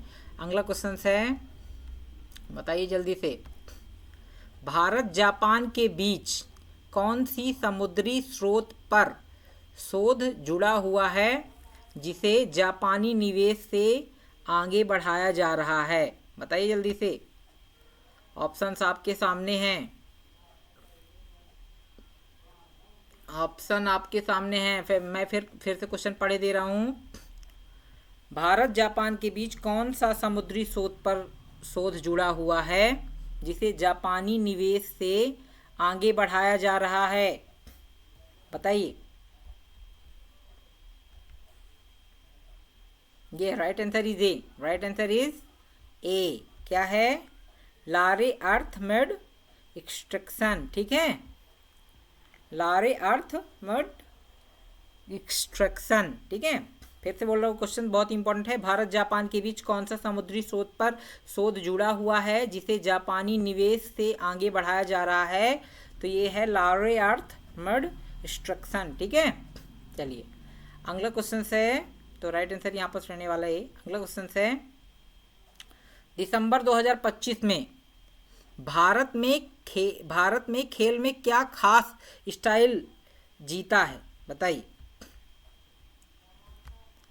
दिसंबर 2025 में भारत में खेल में क्या खास स्टाइल जीता गया, बताइए जल्दी। क्या खास स्टाइल जीता गया, दिख रहा है आपके सारे ऑप्शन दिख रहे हैं आप लोगों को। दिसंबर 2025 में भारत में खेल में क्या खास स्टाइल जीता गया, तो राइट आंसर है बी, महिला स्क्वैश वर्ल्ड कप, ये है, ठीक है। महिला स्क्वैश वर्ल्ड कप, महिला स्क्वैश वर्ल्ड कप, यही खास है भैया। दिसंबर 2025 में भारत में खेल में क्या खास स्टाइल जीता गया, तो महिला squash world cup, right answer is B, ठीक है। चलिए अगला क्वेश्चन है, भारत IMO काउंसिल में किस कैटेगरी में चुना गया, बताइए। भारत IMO काउंसिल में किस कैटेगरी में चुना गया, जल्दी से बताइए। भारत IMO काउंसिल में किस कैटेगरी में चुना गया, बताइए जल्दी से। फिर क्वेश्चन बोल रहा हूँ, बहुत इंपॉर्टेंट है ना, इसलिए मैं बार बार रिपीट कर रहा हूँ। भारत IMO काउंसिल में किस कैटेगरी में चुना गया, तो राइट आंसर है बी, कैटेगरी बी में चुना गया है। राइट आंसर क्या है, बी। भारत IMO काउंसिल में किस कैटेगरी में चुना गया, कैटेगरी बी, ठीक है। तो चलिए देखते हैं अगला क्वेश्चन क्या है। अगला क्वेश्चन है कि जस्ट मैं चेक करूँ मैं, तो चीज़ें प्रॉपर आपको दिख रही हैं ना, सब चीज़ें, ठीक है। आपकी आवाज़ आ रही है कि नहीं आ रही है, ठीक है। और नहीं भी आ रही हो तो आप लोगों को ये वीडियो मिलने वाली है लाइव स्ट्रीम पे। यदि कुछ गड़बड़ होता है तो कोई बात नहीं, हम आपके साथ हैं, आपको ये वीडियो इंटर पे अपलोड कर देंगे, कोई बात नहीं है ना। कुछ चीज़ें पुअर चल रही होंगी, नेटवर्क इशू होता होगा।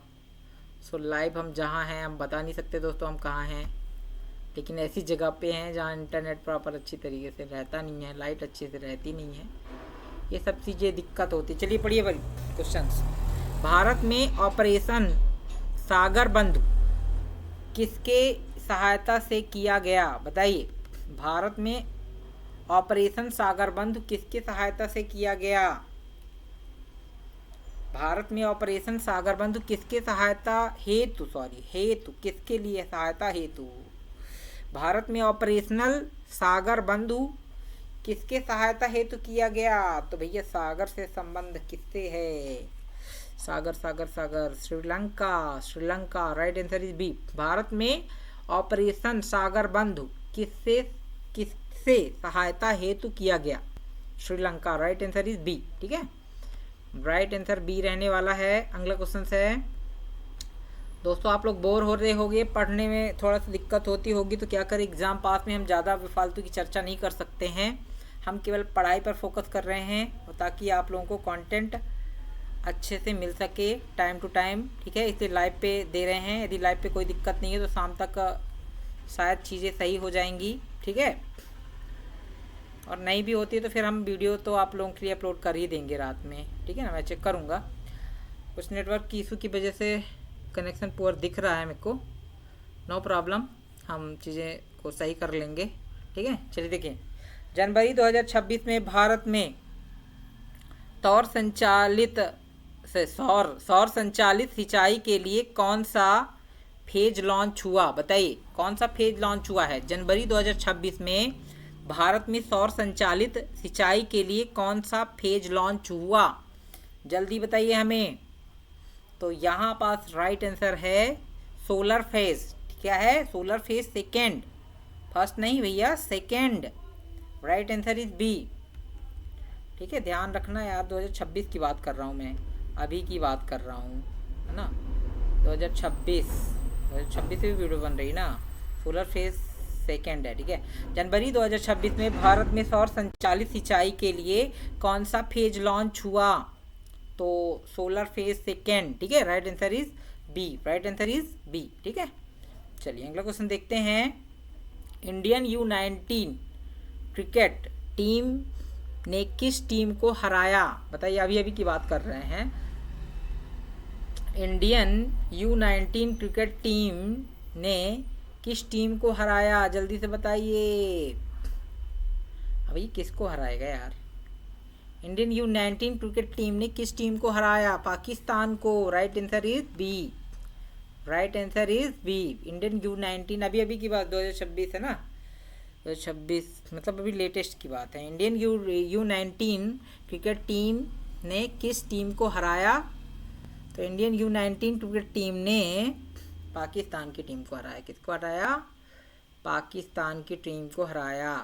अगला क्वेश्चन है, बयान भारत के UPI ने दिसंबर 2025 में क्या रिकॉर्ड बनाया? बताइए, बयान भारत ने के UPI ने दिसंबर 2025 में क्या रिकॉर्ड बनाया? दोस्तों, मेरी आवाज़ यदि बहुत धीमी लग रही हो तो आप लोग थोड़ा सा स्पीड पे देख सकते हैं। ठीक है, स्पीड पे ही देखना चाहिए। जल्दी से बताइए ऑप्शंस क्या है इधर। बयान भारत के UPI ने दिसंबर 2025 में क्या रिकॉर्ड बनाया? जल्दी बताओ हमें, जल्दी बताओ। सबसे अधिक लेन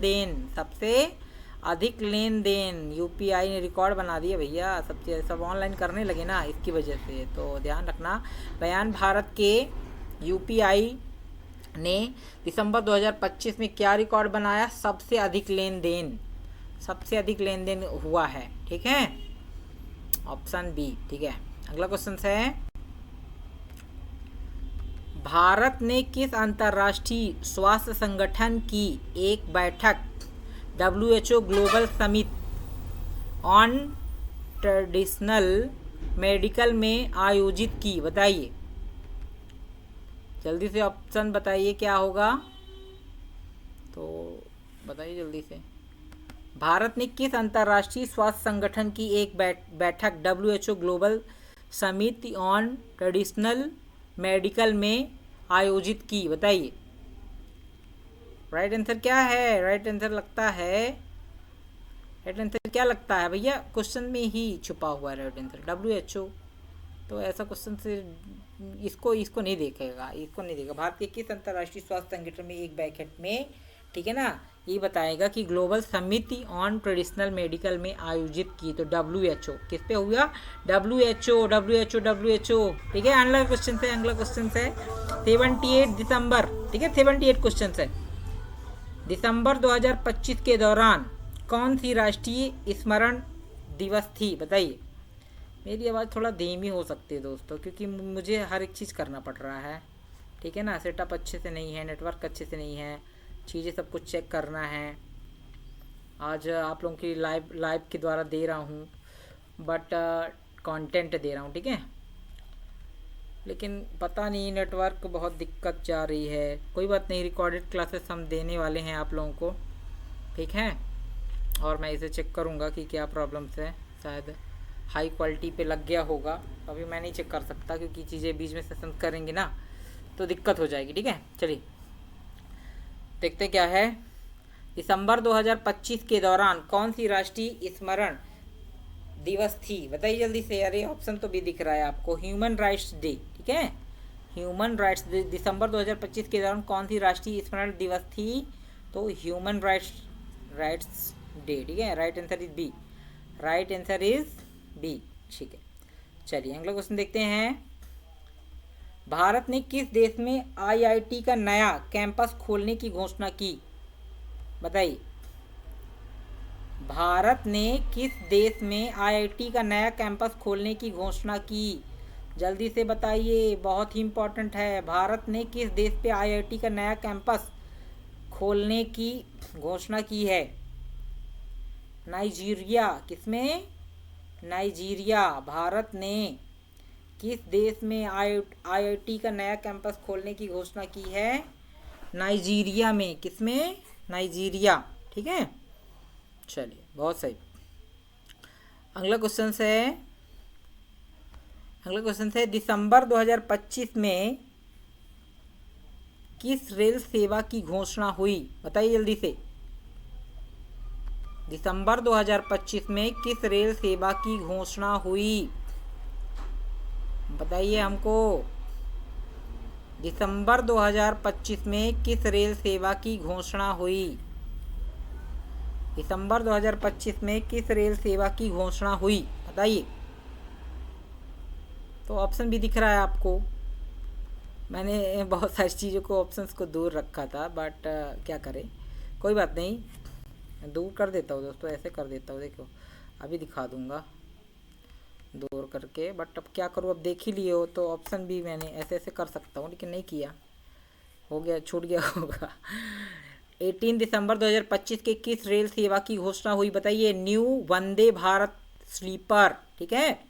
दिसंबर 18 क्वेश्चन है ये। 18 और 80 क्वेश्चन पे कॉन्ग्रेचुलेशन दोस्तों। एक ही वीडियो पर आपने 80 क्वेश्चन पढ़ लिए, ऐसे है ना। ऐसे वीडियोस आपको हम लाते रहेंगे, जुड़े रहिए हमारे चैनल के साथ अंत तक। तो दिसंबर, सॉरी क्या हो रहा है, दिसंबर 2025 में किस रेल सेवा की घोषणा हुई? New Vande Bharat sleeper. Right answer is B. Right answer is B. चलिए अगला क्वेश्चन क्या है। अगला क्वेश्चन रीजनिंग महत्वपूर्ण क्वेश्चंस लेके आए हैं, ठीक है। अब ये आपको बताना है, रीजनिंग से है। करंट अफेयर्स के हमने सारे क्वेश्चंस कंप्लीट कर लिए दोस्तों, बहुत ही इंपॉर्टेंट थे, उन्हें आप एग्ज़ाम से पहले ज़रूर देख के जाइएगा, ठीक है। तो आप इसे कई बार देखेंगे, फिर एग्ज़ाम के टाइम पे थोड़ा सा फास्ट करके देख लीजिएगा, ठीक है ना। फास्ट मतलब व्रत नहीं, थोड़ा सा उसको बढ़ा के जल्दी जल्दी आप देख पाएंगे, ठीक है। अभी भी देख सकते हैं कुछ लोगों को मुझे मेरी धीमी आवाज़ पसंद नहीं है, तो भैया तेज़ आवाज़ कहाँ से लाऊं मैं, तो ये तो मेरा, ठीक है। एक मिनट, जस्ट मिनट यार, इसको सब कुछ इकट्ठा कर देता हूँ। चलो इकट्ठा, चलो तुम लोग सब लोग इकट्ठा रहो तब ना ऑप्शन दिखोगे, है ना, ठीक है। तो कथन सभी शिक्षक विद्वान हैं, कुछ विद्वान लेखक हैं, निष्कर्ष क्या है? जल्दी बताइए। सभी शिक्षक विद्वान हैं, कुछ विद्वान लेखक हैं, निष्कर्ष क्या होगा? बताओ हमको, बताओ बताओ बताओ। कथन सभी शिक्षक विद्वान हैं, कुछ विद्वान लेखक हैं, निष्कर्ष क्या होगा? भैया निष्कर्ष रीजनिंग है ये, बताइए। राइट आंसर इज, तो इस ऑप्शन के आधार पर भाई सभी शिक्षक विद्वान हो गए, ठीक है, कुछ विद्वान लेखक हो गए, तो सभी शिक्षक लेखक, कुछ शिक्षक लेखक, सभी लेखक, नहीं, कोई निश्चित निष्कर्ष नहीं यहाँ पर। Right answer is C. Right answer is C है, यहाँ पर कोई निश्चित निष्कर्ष नहीं है निकल रहा, क्योंकि क्या है, सभी शिक्षक विद्वान हो गए, ठीक है। अब कुछ विद्वान लेखक हैं, कुछ विद्वान लेखक हैं, तो क्या बोल सकते हैं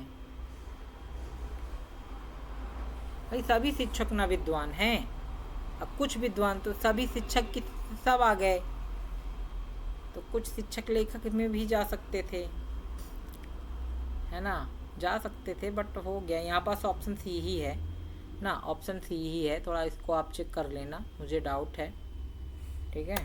तो मैं आप लोगों को बता दिया हूँ, मैं भी चेक करके बताऊँगा आप लोगों को, कमेंट करके आप बताइए। सभी शिक्षक विद्वान हैं, कुछ विद्वान लेखक हैं, निष्कर्ष क्या होगा? तो यहाँ पास ये निष्कर्ष सही निकल नहीं रहे, तो कोई निश्चित निष्कर्ष नहीं है, कोई बात नहीं। चलिए अगला क्वेश्चन क्या है? अगला क्वेश्चन है, उस तरह का क्वेश्चन आता है, उसको आपको देख के जाना है, ठीक है, कोई बात नहीं है ना। चलिए अगला क्वेश्चन बताइए हमको, इनमें से भिन्न कौन है? इनमें से भिन्न कौन है बताइए? वर्ग, त्रिभुज, वृत्त, घन। तो राइट आंसर है डी, सब लोगों को दिखा है, ये सब आकृतियां हैं, है ना, ठीक है। क्या क्या है? वर्ग है, त्रिभुज है, वृत्त है, घन है। तो ऑड वन, भिन्न कौन है? भिन्न घन है, घन 3D में है, समझ में आ रहा है? आकृति तो सभी बता दिया था मैंने, लेकिन यहाँ पास बाकी 2D शेप्स हैं। वर्ग, त्रिभुज, वृत्त 2D शेप्स हैं, और घन क्या है? 3D शेप्स, इसीलिए इससे अलग हो गया। देखो दोस्तों, कंफ्यूज करने वाले क्वेश्चन आते हैं आपके लिए ना। इनमें से भिन्न ऑड वन कौन सा है? तो यहाँ पास है, राइट आंसर इज डी, ठीक है, घन। घन क्योंकि 3D शेप्स है, वो लंबाई, मोटाई, चौड़ाई तीनों रहती है, इसमें केवल लंबाई चौड़ाई रहती है एक पेज पे, ठीक है। राइट आंसर इज डी, ठीक है। चलिए अगला क्वेश्चन क्या है? यदि ए सबसेट ऑफ बी और बी सबसेट ऑफ सी, तो सी सबसेट ऑफ किसका होगा? ये क्वेश्चन पढ़ चुके हो, ए सबसेट ऑफ सी का होगा। किसका होगा? सी का। ये क्वेश्चन आ चुका है, क्योंकि ये कई बार आ चुका होगा, इसलिए दोबारा आ गया, ठीक है। A subset of B, B subset, तो बहुत सिंपल है, ऐसे क्वेश्चन तो बनने वाले सबके, ठीक है। चलिए कोई बात नहीं। सो एक मिनट, जस्ट मिनट, इसको भी मैंने ऐसे कर देना हाईलाइट, ठीक है, ठीक है। अगला क्वेश्चन क्या है बताइए? अगला क्वेश्चन है, कथन, कोई कलम पेंसिल नहीं है, सभी पेंसिल डिब्बे हैं, बताइए। तो यहाँ पास भैया कंप्यूटर मास्टर फेल हैं, यहाँ पास आपको ऑप्शन, मैं आपको ऑप्शन सही नहीं बताऊंगा यहाँ पास, इसे भी मैं, ये हर बार वही बोल रहे हैं कंप्यूटर मास्टर जी हमारे, तो इसको आपको चेक करना है, ठीक है। इसको आपको मैं दे रहा हूँ होमवर्क, अब बताना, ठीक। कोई कथन, कोई कलम पेंसिल नहीं, सभी पेंसिल डिब्बे हैं, तो बताइए इसका आंसर। इसका आंसर आपको कमेंट पे लिखना है, ठीक है। कोई कथन पेंसिल नहीं है और कोई, तो यहाँ पर सी दिया है, तो मैं उस ऑप्शन को भी ऐसे ही बोल दिया था, बस मैं श्योर नहीं हूँ इस पर, तो इसलिए मैं नहीं बोल रहा हूँ, ठीक है। हमारे क्वेश्चन आप देख लो, लेकिन कंप्यूटर मास्टर के आधार पर यहाँ पास हमको सी मिला है, बट मुझे यहाँ पास क्लियर नहीं है, क्योंकि मुझे यहाँ पर श्योर नहीं है, मैं इसको चेक करूँगा, ठीक है। कोई कलम पेंसिल नहीं है, सभी पेंसिल डिब्बे हैं, निष्कर्ष बताइए जल्दी से। तो यहाँ पास आपको एक कमेंट पे लिख के हमको बताना है, ठीक है, ओके। चलिए अगला क्वेश्चन देखते हैं। श्रेणी पूर्ण करो, बताओ। श्रेणी पूर्ण करना है आपको। 2 के बाद 6 आ रहा है, 6 के बाद 12 आ रहा है, 12 के बाद 20 आ रहा है, तो क्या है इसका राइट आंसर? बताइए जल्दी से मेरे को, बताइए। 2, 6, 12, 20 के बाद क्या आएगा? बताइए ना, बताइए बताइए बताइए। तो श्रेणी पूर्ण करें, तो 2, 6, 12, अब देखो, समझो आप, लॉजिक समझो। 2 के बाद कितना गैप है? 4 का गैप। 6 के बाद कितने का गैप है? कितना गैप है? 6 का गैप। 4 के बाद 6 के बाद 8, देखो 4, 6, 8, 4, 6, 8, अब क्या आना चाहिए? 10। क्या आना चाहिए? 10, यानी कि राइट आंसर इज बी, ठीक है। इस तरह से रीजनिंग आती है दोस्तों, आपको पढ़ के जाना है। राइट आंसर इज बी, ठीक है, आपको उसको समझना पड़ेगा।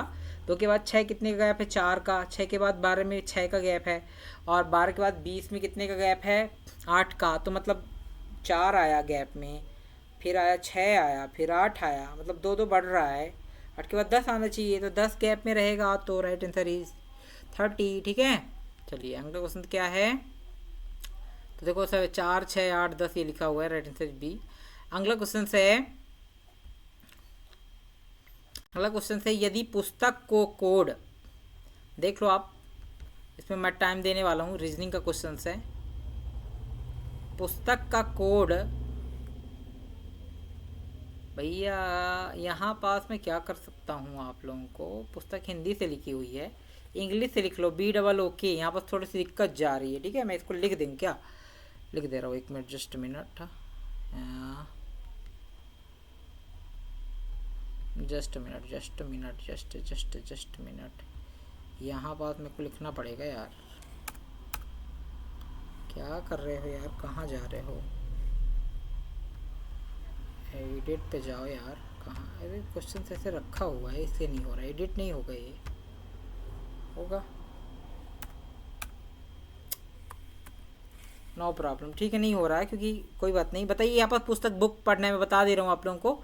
ये इसको BOOK के बुक का कोड ये है, और पेन का कोड होगा, बताइए, BOOK, ठीक है। तो आप देख लेना यार, इस तरह क्वेश्चन इसमें गड़बड़ दिख रही है मेरे को, तो मैं यहाँ पर आंसर बता देता हूँ। यहाँ पर आंसर प्रत्येक अक्षर में एक का है, बट यहाँ पर बुक्स में पुस्तक 1 2 3 4 5 6 दिया हुआ है ना, इसमें कलम पे 4 दिया हुआ है, ठीक है, 6 शो ही दी। इनका गैप पे कुछ लॉजिक होगा, बट क्वेश्चन में कोई यहाँ पर ट्रांसलेशन पे कुछ गड़बड़ हो गया होगा। मैं हिंदी से लेके आया हूँ, कुछ चीज़ें इंग्लिश से थी, ट्रांसलेट करके मैंने रखी है। तो यहाँ पास भी मैं नहीं जाने वाला, ए ऑप्शन पे जा रहे हैं यहाँ पास, LBMP, कुछ ना कुछ गड़बड़ होगा, तो आप रीजनिंग देख के जाएंगे, ठीक है।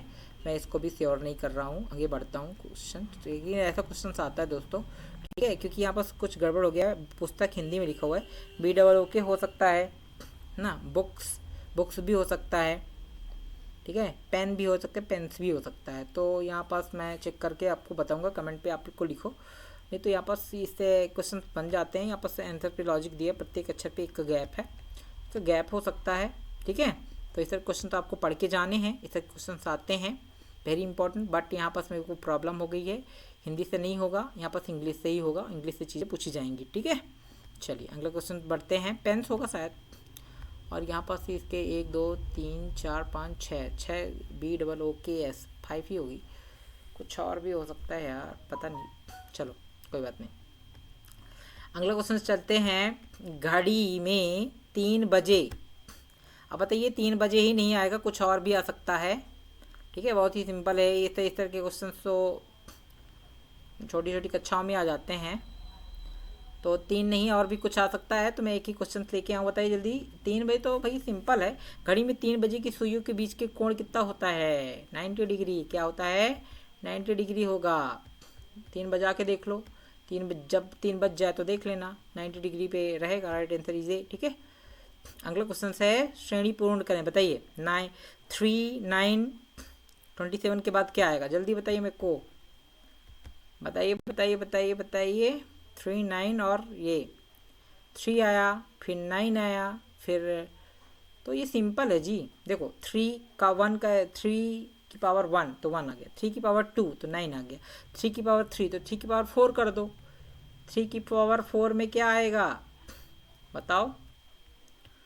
पूरे ऑप्शन नहीं है, वो ऑप्शन सही है, 81 आएगा ना, 81। 3 इंटू 3 इंटू 3 इंटू 3 ना, तो 81 आएगा ना, राइट आंसर इज सी, ठीक है, राइट आंसर इज सी। और इन लोगों को भी इकट्ठा कर देता हूँ मैं, ठीक है, कोई बात नहीं, इकट्ठा तो, अच्छा ये इधर आ गया था ना, इस वजह से अब भी इकट्ठा होने वाला है ये, लो, ठीक है, राइट आंसर इज सी, ठीक है। अगला क्वेश्चन रक्त संबंध से है। अगला क्वेश्चन क्या है? रक्त संबंध से। ये वाला क्वेश्चन तो आप लोगों को देख लिया था, बहुत सिंपल था, मैं दोबारा दिखाने की जरूरत ही नहीं है। श्रेणी समझ में आना, 3 की पावर 1, 3 की पावर 2, 3 की पावर 3, 3 की पावर 4 होगा, 3 की पावर 4 की 81 आ जाएगा, ठीक है। चलिए अगला क्वेश्चन क्या है? अगला क्वेश्चन रक्त संबंध से है, ठीक है, ये बहुत ही इंपॉर्टेंट है, इस तरह का क्वेश्चन पढ़ के जाना है। ये पेपर फर्स्ट के लिए मैं बता रहा हूँ, पेपर फर्स्ट भी होगा, और पेपर थर्ड के लिए मैंने 600 मोस्ट क्वेश्चन सीरीज आप लोगों के लिए उपलब्ध कराई है, उसे आपके पढ़ के जाना, निश्चित रूप से आपको 100% सफलता मिलने वाली दोस्तों, ठीक है। अच्छा, मिलेगी सफलता तभी जब पूरे क्वेश्चन को पढ़ने के बाद भी आपको भूलने वाले हैं ना, तो उनको आप अच्छे से पढ़ के जाना ताकि अच्छे से क्लियर हो, ठीक है। तो मैं फिर बोल रहा हूँ, ए बी का भाई, ये क्वेश्चन पे चलते हैं अपन, ज़्यादा चर्चा ना करते हुए क्योंकि वीडियो काफ़ी लंबी हो रही है। ए बी का भाई है, बी सी की बहन है, और सी डी का पिता है, तो ए डी में क्या संबंध है बताइए, बताइए जल्दी से मेरे को। ए बी का भाई है, ठीक है, ए बी का भाई है, बी सी की बहन है। अब बताओ सी कौन हुआ, बहन कौन हुई, बी ना हुई, बी सी की बहन है, बी लड़की हो गई है ना। तो इसका मतलब है ए बी भाई बहन हुई है, ठीक है। सी की बहन है, बी सी की बहन है, और जो है ना सी डी का पिता है, सी डी का, अब बताओ सी डी का पिता है। अब बताओ यार, सी डी का पिता है, सी डी का पिता है, तो ए और डी का, तो जब बताओ, ठीक है। तो यहाँ पास क्या हुआ, ए ऑप्शन पे जा रहे हैं, चाचा भाई होगा, चाचा, ए डी का संबंध है चाचा, ठीक है। अब देख लेना, इसको समझ लेना अच्छे से, ऐसे क्वेश्चन तो, अरे यार 1 मिनट, ठीक है, चाचा पे लगाना था, पापा पे नहीं, ठीक है। चाचा, देखो फिर से समझो आप, ए बी का भाई है, ए बी का भाई है, तो मतलब ए लड़का है, ठीक है, एक लड़का निश्चित है, और बी का भाई, अब बी कौन है पता नहीं है, बट बी का भाई है, और बी सी की बहन है। अब पता चल गया कि बी लड़की है और सी की बहन है, किसकी बहन है, सी की बहन है। अब बी बहन है सी की, ठीक है ना। तो समझ लेना आप लोगों को, ये भाई बहन सब कुछ हुए, ठीक है। ये ए बी का भाई है, बी सी की बहन है, सी डी का पिता है, तो ए डी में क्या संबंध है, चाचा का संबंध है, ठीक है। आप देख लेना थोड़ा सा इसको। चलो अगला क्वेश्चन देखते हैं। अगला क्वेश्चन है 1 4 9 16, बताओ 1 4 9 16 के बाद क्या आएगा, राइट आंसर इज क्या आएगा, देखो 2 की पावर 2 शायद, 3 की पावर 3, 4 की पावर 4, 5 की पावर 5, 25, राइट आंसर इज 25। भाई 1 की पावर 1, 2 की पावर 2, 3 की पावर 3, 4 की पावर 4, 16 हो गया। देखो 1 की पावर 1 1 हुआ, 2 की पावर 2 4 हुआ, 3 की पावर 3 9 हुआ, और 4 की पावर 4 16 हुआ, तो 5 की पावर 5, नहीं सॉरी 5 के स्क्वायर, ये क्या बोल रहा हूँ यार, सॉरी 1 का स्क्वायर, 2 का स्क्वायर, 3 का स्क्वायर, 4 का स्क्वायर, 5 का स्क्वायर। गलती हो गई यार बोलने में, बस मेरा कहने का मतलब वही था, बट देखो ऐसा हो जाता है एग्ज़ाम पे भी, जब अपन प्रेशर पे होते हैं ना, तो ऐसा गड़बड़ करके चले जाते हैं। मैं बोल रहा था लेकिन आंसर सही लगा रहा था, मैं को ऐसा पावर नहीं बोलना था, यहाँ पास 1 स्क्वायर, 2 स्क्वायर की power 4, 2 square equal to 4, 3 square equal to 9, 4 square equal to 16, 5 square equal to 25, ठीक है। राइट आंसर इज बी 25, ठीक है। चलिए अगला क्वेश्चन देखते हैं। अब बताइए, ये बहुत इंपॉर्टेंट है भैया, इस तरह के क्वेश्चन आते हैं, जरूरी नहीं यही क्वेश्चन आ जाएं, लेकिन आप देख लो थोड़ा सा, वो वाला क्वेश्चन गड़बड़ था, लेकिन ये वाला क्वेश्चन बिल्कुल सही है, क्योंकि यहाँ पर इंग्लिश में ही है। जल्दी से बताओ, साउथ इक्वल टू ये है, ठीक है। अब पूरा ये इतना सिंपल तो ना आ जाएगा यार, जितना सिंपल मैंने क्वेश्चन लिया है, लेकिन कोई बात नहीं, क्योंकि यहाँ पर मिरर की जैसे है। देखो एस फर्स्ट में है तो लास्ट में है, ओ इधर है, तो ये इस पूरे मिरर रख दो तो ऐसी चीज़ें दिखेंगी, इसमें भी मिरर रख देंगे तो पहले आएगा एच, फिर आएगा टी, फिर आर ओ एन, तो जिसमें ये चीज़ आ जाए वही राइट आंसर हो जाएगा। तो राइट आंसर कौन रहने वाला है, ए, ठीक है। कैसे मिरर का काम कर रहा है ना, ऐसे मिरर रख दो बीच में, एच पहले दिखेगा, फिर टी बाद में दिखेगा, फिर यू दिखेगा, फिर ओ दिखेगा, फिर एस दिखेगा ना, ऐसे यहाँ पर मिरर रख देंगे। तो पहले एच उल्टा कर देना, इसका उल्टा इधर लिखा हुआ है, इसको भी उल्टा लिख दो, H T R O N, right answer is A, ठीक है। H, right answer is A, right answer is क्या होगा बताइए।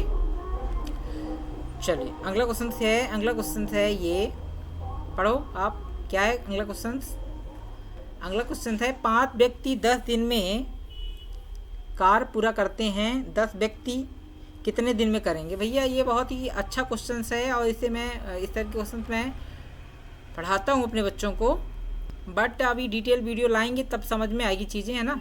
तो अभी एग्ज़ाम देने जा रहे हो, इसलिए इसको पढ़ के जाओ और देख के जाओ, ठीक है। बताओ, फिर से बोल रहा हूँ, 5 व्यक्ति एक दिन में 10 दिन में एक कार्य को पूरा करते हैं, तो 10 व्यक्ति कितने दिन में करेंगे, जल्दी बताओ। 5 व्यक्ति 10 दिन में एक कार्य पूरा करते हैं, पहले एक व्यक्ति का निकाल लें, एक दिन, एक, ठीक है, एक दिन का निकालो, एक व्यक्ति का निकाल लो एक दिन का, और 10 व्यक्ति कितने दिन में करेंगे बताओ जल्दी से। तो यहाँ पर जल्दी करेंगे भैया, 5 दिन में करेंगे, 5 दिन में, ऐसा होता नहीं है, बट ऐसे कोई कैलकुलेशन पे देख लेना, इसमें उल्टा नहीं हो जाता है ना। 5 व्यक्ति 10 दिन में कर रहे हैं, तो इसको देख लेना यार, है है ना। तो मतलब 10 दिन में कर रहे हैं तो 10 दिन में तो नहीं करेंगे, 5 ही दिन में करेंगे, ठीक है। 10 व्यक्ति, 5 व्यक्ति 10 दिन में कार्य पूरा कर रहे हैं तो 10 व्यक्ति 5 दिन में, बहुत सही सही तो है, लेकिन इतना सिंपल क्वेश्चन, बहुत ही सिंपल है ये, ठीक है। Right answer B. अगला क्वेश्चन है, अगला क्वेश्चन है कथन सभी धातुएं ठोस हैं कुछ ठोस द्रव हैं, बताइए। सभी धातुएं ठोस हैं, सभी धातुएं ठोस हैं कुछ ठोस द्रव हैं, बताइए जल्दी से। कभी धातुएं, अब मैं बताऊं, इस तरह के क्वेश्चन तो कंप्यूटर भी फेल हो जाता है, ठीक है। इस तरह के क्वेश्चंस को कंप्यूटर फेल हो जाता है क्योंकि ये रीजनिंग की स्वयं के कुछ लॉजिक्स होते हैं और जो कंप्यूटर पे सेव नहीं होते, तो इस क्वेश्चन को आप खुद से करना है भैया। मैं इस पे सही तक नहीं दे रहा हूँ, इसमें दे रहा हूँ क्योंकि, ठीक है। तो यहाँ पास मैं इस ऑप्शन में आप लोगों को के लिए छोड़ता हूँ, आप लोग इसे बताओ। सभी धातुएं ठोस हैं कुछ ठोस द्रव हैं, इस तरह के क्वेश्चन एग्जाम पे आते हैं और ये हर बार वही बोल रहा है, कोई निश्चित निष्कर्ष नहीं है, लेकिन मैं इसे राइट नहीं करार दे रहा भैया इसको। मैं तो 1 मिनट, तो मैं इसको ब्लैक कर दे रहा हूँ, लो, ठीक है। सो अपन चलेंगे उसी पे, और मैं इस पे ये क्वेश्चन आपके लिए दे रहा हूँ, आप बताओ, आप बताओ मुझे कमेंट पे कि ये क्या होगा, ठीक है, या फिर रिसर्च करके आना। कहाँ गया क्वेश्चन, ये था ना, नहीं ये तो हो गया था, ये वाला। कथन सभी धातुएं ठोस है कुछ ठोस द्रव हैं, इसका निष्कर्ष आपको बताना है, या फिर सर्च करके मुझे बताओ, कमेंट पर बताओ, ठीक है। चलो अगला क्वेश्चन देखते हैं, क्योंकि कंप्यूटर महाराज इसमें फेल हो जाते हैं और कंप्यूटर भी ऐसे क्वेश्चन नहीं बता पाते हैं, ठीक है। कोई बात नहीं, बाकी चीज़ें बता देगा, ये तो बता ही देगा, कंप्यूटर बहुत सही बताता है, ठीक है। बताइए 8 का मतलब क्या होता है, 2 की पावर 3। 27 का मतलब क्या होता है, 3 की पावर 3। इसका मतलब क्या होता है, 4 की पावर 4। और तो यहाँ पर 5 की पावर, अरे यार 5 की पावर 4 की पावर 4 कैसे बोलती है, मैं सबकी पावर 3, सॉरी 2 की पावर 3, 3 की पावर 3, 4 की पावर 3 और यहाँ 5 की पावर 3, तो कितना हो जाएगा, 5 5 25 5 125। Right answer is C, right answer is C, ठीक है। राइट आंसर रहने वाले यहाँ पर सी, ठीक है। राइट आंसर इज सी, ठीक है, देख लेना आप लोग, ये बहुत सही है, ये तो गलती नहीं होती इसमें मेरे से। अगला क्वेश्चन क्या है, अक्षर श्रेणी बताइए, अक्षर श्रेणी बताइए। तो सिंपल है यार, ये बहुत ही सिंपल है, आज सिंपल क्वेश्चन भी आएंगे फर्स्ट पेपर में, बहुत सारे सिंपल क्वेश्चन आने वाले।